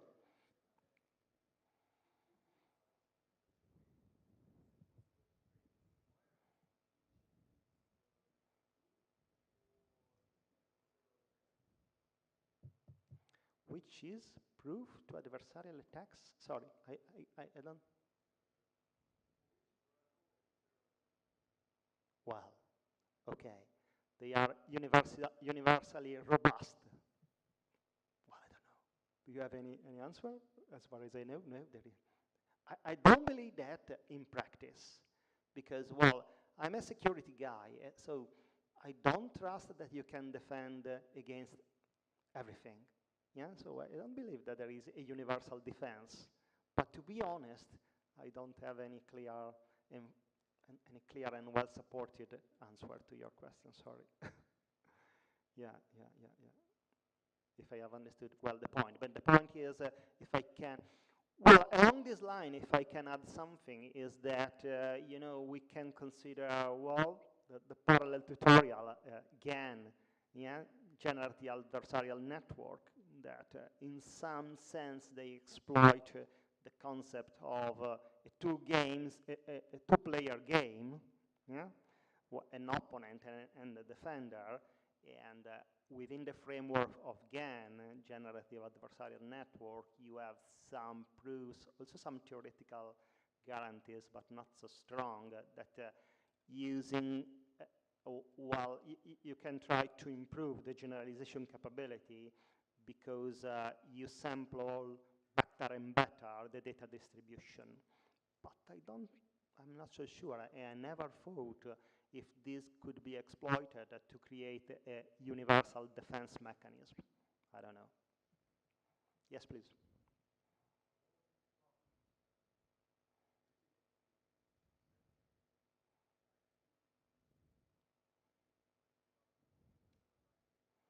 Yeah.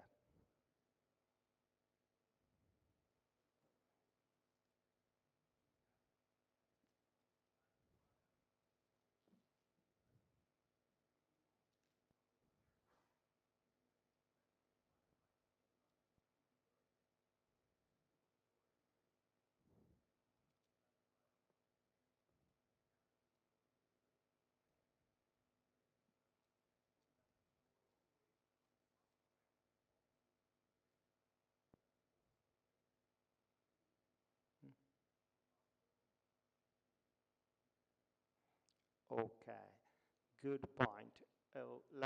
Let me try to reply in some extent. Well, there are two arguments in what you have told, if I got well. One is vulnerability of deep neural networks and their classifier is a matter of instability. I mean, you have a small perturbation in the input space, and this becomes a large change in the output. Yes, this is for sure the reason, and well, there are a few papers, in particular there are papers written by, yes, it's more a mathematician than a computer scientist, Stephen Malat, yeah, and the paper is entitled The Mysteries of Deep Neural Networks. And in this paper, the authors say that, yes, try to explain why, using spectral theory, why layer by layer inside a deep network, there is an amplification of the difference between the slight perturbation in the input space and the large change in the output space. So probably spectral theory could provide an answer to this, first. Second, what you have told about the redundancy. Yeah? Well, many years ago, I worked a lot on ensemble learning. So the first thing that came to my mind, yes, let's use a set of machine learning algorithms instead of one to make the system more robust. And indeed, with my students, we did a lot of work. And yes, we published some paper that show that, yes, using an ensemble of algorithms, in some sense, you can improve the robustness, but there are no clear answer that this is true. In some cases, you improve the robustness under attack, but you lose accuracy for normal patterns, for normal inputs. And on the top of that, recent papers trying to use an ensemble of learning algorithms to make deep neural networks more robust, while they reported negative results. Well, all in all, I continue to believe that redundancy mechanism and in machine learning means using an ensemble of algorithms can be useful. And while many practical commercial products in security, they really use this concept, redundancy and using a lot of different versions of the same tool. So, well, I think that it's a good direction. I don't know if I got exactly your point in your question. Okay, thank you. Any other comment or question? Anyway, oh, please.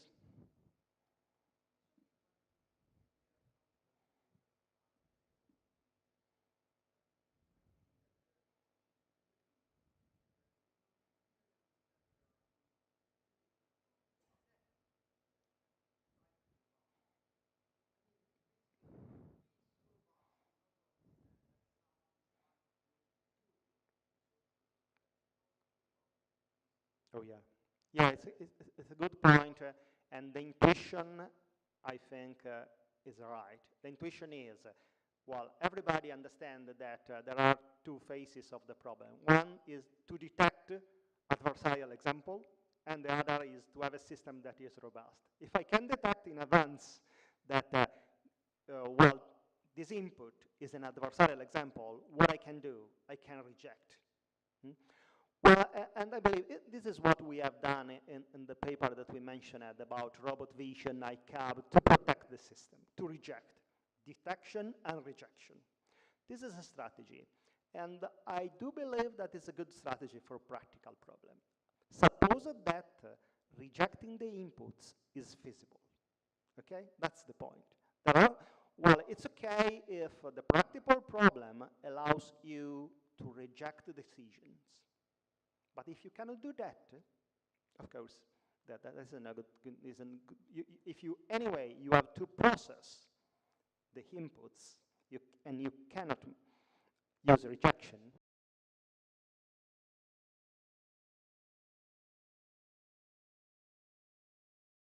True, yeah.